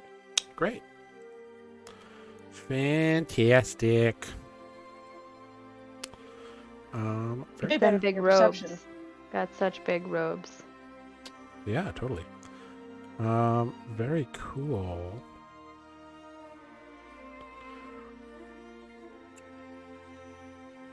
Cool. You pull out the wand and get ready to cast or to activate it. When all of a sudden you look up and the Warlord is standing right in front of you. Like you looked in to pull it out and you came up and he's right there. Hi. Greetings, little one. I heard you were quite entertaining in the melee. Yeah, I mean, you know, the expected happened. I admire those who try something even if they know they may not be the best at it. I appreciate heart and gumption. Gumption. Yeah, that's probably a good word for it. My dad used to call me stupid. Well, fathers, am I right? Yes. They are fathers. Yes, indeed. And he kind of like kneels down to like get you on eye level because he's a tall man. It is always a good idea to be discreet in one's investigations. So I applaud you for being curious but keeping a respectful distance. However, Well, I mean, you got that thing on your hand. It's really cool. thank you. I worked very hard to earn this. But I would be remiss in my duties as the protector of these lands if I allowed you to go waving magic wands around in public. Okay. I just wanted to know. I don't think you need a Did you wand make to it? know. What? I mean, sort of. I mean, it's easier, right? I mean, conservation of effort. I may be stubborn, but I'm not actually stupid. I mean, that's what my dad would say, but, he didn't really know because he didn't know how magic worked. But continue yammering. I don't know. Yeah, you kind of like stutter, and he just kneels there, like nodding to you. And eventually he stands up and kind of pats you on the shoulder, kind of you still are like in the midst of pulling it out, and like by his patting you on the shoulder, your hand just slides the wand back into the pocket. Okay. There. See you tomorrow? Oh, were you one of the winners of the competitions? Well, no, but they were all my friends. I mean, sort of friends. I've known some of them Ah, longer than others. That's how these things go. most excellent. I look for Doggo. Well, little one, what is your name, huh? Greg. Grig. Very well. I will look forward to talking more to you and your intriguing friends tomorrow evening. Do come You tell me hungry. about the gauntlet? Wait, seriously. But seriously. There is a time for everything. I will see you tomorrow evening. And he Okay. turns and walks off to the next group of people. So you get the sense that he noticed you when you went to do some stuff. Didn't seem to mind you checking him out, but wasn't too interested in having a wand waved at his face. That's fair. That's fair. Yeah. But yeah. The stories that Olive hears takes quite a while. So if there's anything else either of you would like to accomplish this evening, you are welcome to engage in that at this point. I'm still talking to the old guy. I mean, it goes on for a while, but like it rounds out. I think it's really just after I've been spotted by Vaulruga, I'll shift my focus to Bodo. Is Bodo still around? Oh yeah, Bodo's still around. Bodo is still got his like group of like 3 guys in chainmail or plate mail, and he's having a good time. He is feet up on a stool and just like telling stories to people and occasionally emphasizing them with like magical flourishes, little like pops and whiz bangs. And definitely spreading coin around by like treating those around him to drinks or like little snackies that he has his people go and get, or waves down from a server or whatever. So it is very much like a party atmosphere, and Bodo is holding court in a way.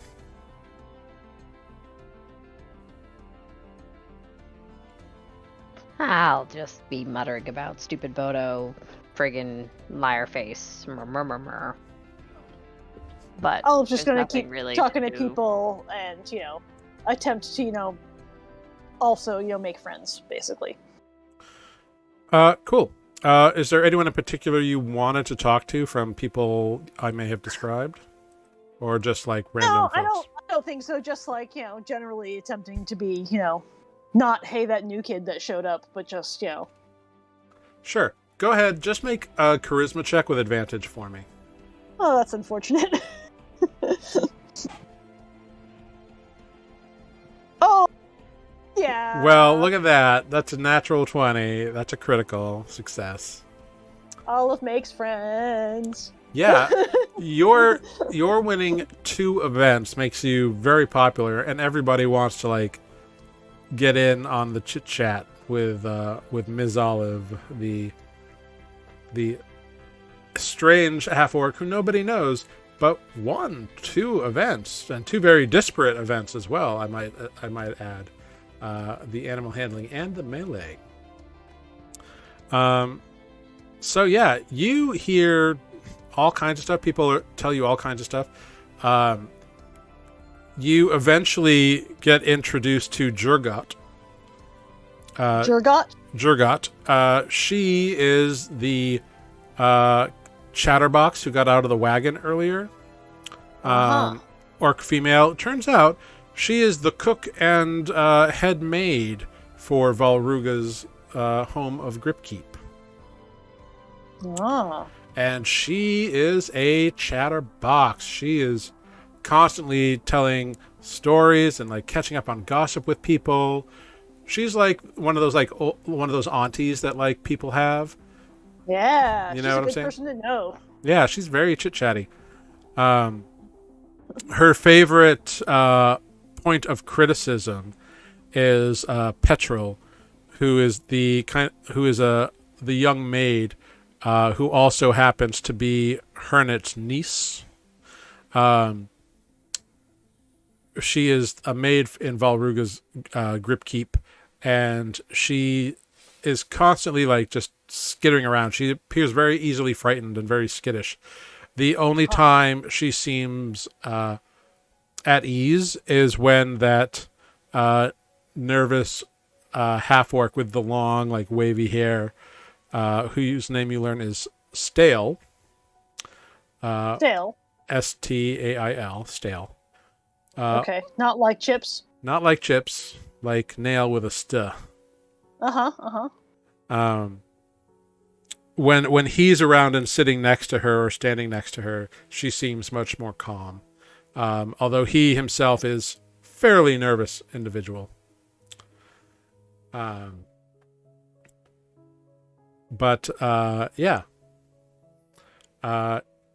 You meet this group of people, and Jurgot is happy to tell you stories about what a pain in the butt Larga is. She's so officious. She's so gotta do it this way, gotta do it that way. I know how to run my own kitchen.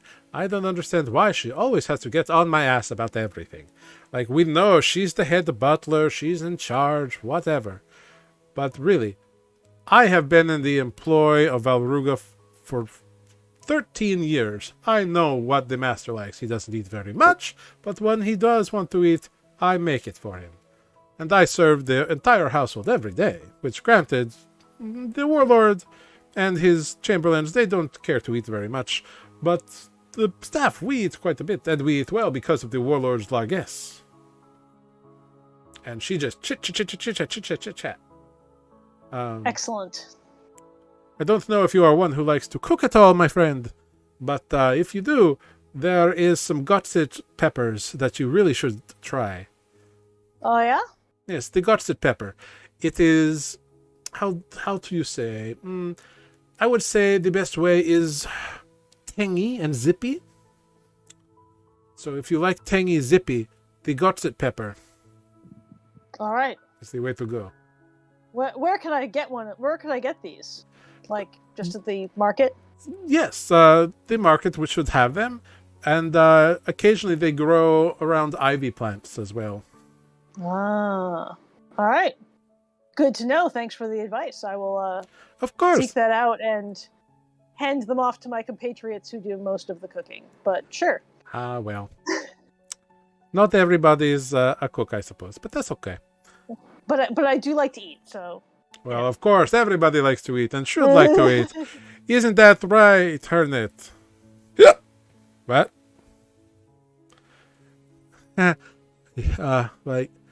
Yeah.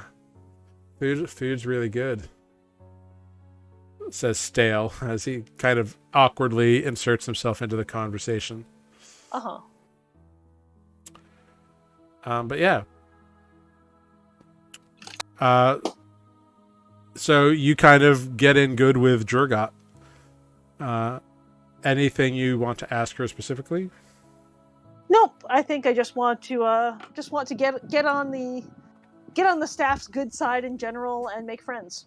because Yeah, she goes that off seems like it on would be useful. yeah, she goes off on how like the Warlord puts out quite a feast for the winners of the competition every year of the Daylight Festival. So it's going to be a big tasty meal. And she's actually excited because normally when it's just the Warlord and his chamberlains, she doesn't get to really like pull out all the stops and cook like crazy. Like she swears they'll go like weeks without eating. But, she's obviously prone to hyperbole, so take that with a grain of salt. She's like, oh, they'll go for weeks without eating. But this Mr. Bodo, he and his guards, Mr. Bodo especially, he loves a good meal. I don't know how he stays so trim. He just packs it away. From what I hear in his quarters in the morning, he works out quite a lot. I can only imagine what that little man could do.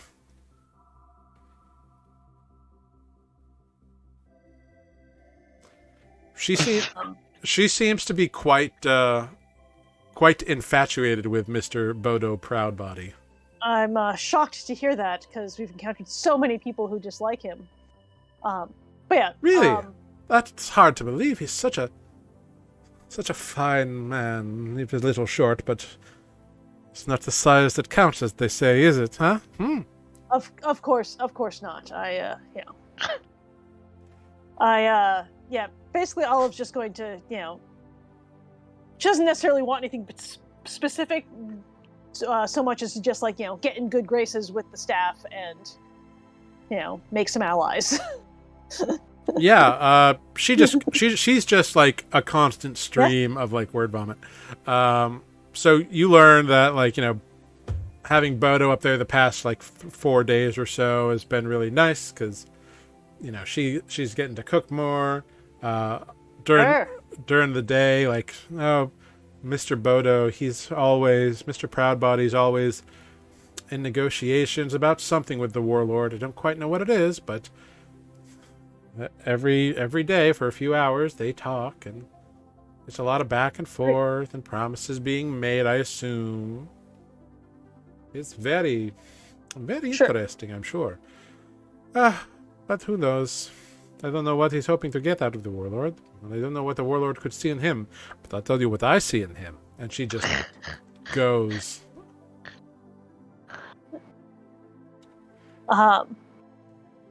Yeah, I don't think there's anything else we need to do here. I think we could go to bed. Yeah. Yeah. Do you tell the gang any of the things that you've found out? Oh yeah, definitely. We'll just be like, all right, we're now besties with the head cook over there, and she had all the gossip, and point out the various people, and Cool. none of it is earth-shattering gossip. I didn't hear it. Yeah, no. Olive would totally share that. It's definitely not a secret. It's definitely just hey, I thought it would be good if we made some friends. Friends, right? Those. The Warlord guy talked to me. He saw me doing a thing. That's real cool. Talk to you in a good way or talk to you in a bad way? I can't tell that kind of thing. You know that. Fair. Yeah. Hey, Nereus, my new friend, the head cook, recommends this pepper if you want to pick up some of that for your cooking things. Yeah. Nereus seems to have been drinking quite heavily, so you might have to remind him in the morning. Fair. I'm shocked to hear that. Yeah. But you all reconvene at the Fisher's stop. Isabeth Fisher is there. Although she's not actively tending bar, she seems to be in an intense conversation with a man about her age. He's got one eye and an eye patch and seems to have like a battle axe at his hip.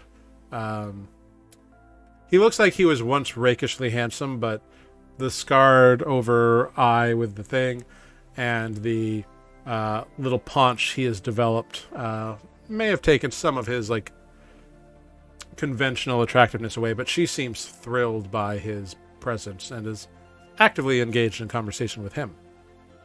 We'll just wave at her on our way by and head off to bed. We don't need. She I don't think we absently need to go to the bar then. yeah, she absently nods and is like, "Go have fun." But you all head up to your rooms at the Fisher's Stop. Paduk, who has spent the day mostly invisible, sort of picks up his little post by the windowsill and stares out at it as you all take your beds and go to sleep, to rise the next day for potentially a meeting at the Museum of Historical Failures and dinner with Warlord Vaulruga of Barteria himself. And yeah, and that's where we will end tonight. We'll end a little bit early because it's a good place. And next week, if I'm correct, we should have everybody back. Whoa! So hopefully Tanner's computer problems fix themselves. Mike will be back in action, and Matt will be here as well. Unless I have been utterly lied to by all people, which is possible. I mean, I am a Always a liar, but possibility. no, I think next week I'm not a liar. Yeah, so I think we will have everyone next week, which will be exciting. But we will end there. Thank you, everyone, who stuck around with us this evening for some fun wrap-ups to the Daylight Festival. I do hope everybody enjoyed themselves. I hope you enjoyed yourselves. Thank you for being here. Thank you for hanging out on Nuuli with us. Yeah. Thank you, I've got it. You're always a joy. I hope you enjoyed being a pepper this week, and I hope you enjoyed creating a surfer accented half-orc who drives a carriage. So good job. Thank you all so much. We're going to go around. We're going to say our goodbyes as Amber is pounced upon by Doggo. Hello, Doggo. Yeah. Very demanding. Sorry. Oh, it's fine. Solo dog parent. Dogs require it's attention. very hard. Yeah. So Sarah, why don't you go ahead and start the good night process while I figure out who we're going to raid a little bit early tonight. Sure. I'm Sarah. I have been Olive, your animal handling and melee champion. We are Nuuli Forged. We're on a bunch of social media things, including Twitch, which you're probably watching, or YouTube, which you are potentially watching right now, and Instagram and Facebook and Twitter, and NUULIFORGED. Nuuli Forged, and all those places, and you should like and subscribe and do whatever, follow whatever happens on that particular platform that is good for us. Good job. That was great. And bringing it up to the goblin with the hoblin. That was horrible. I'm never going to say that again. I'm sorry. What?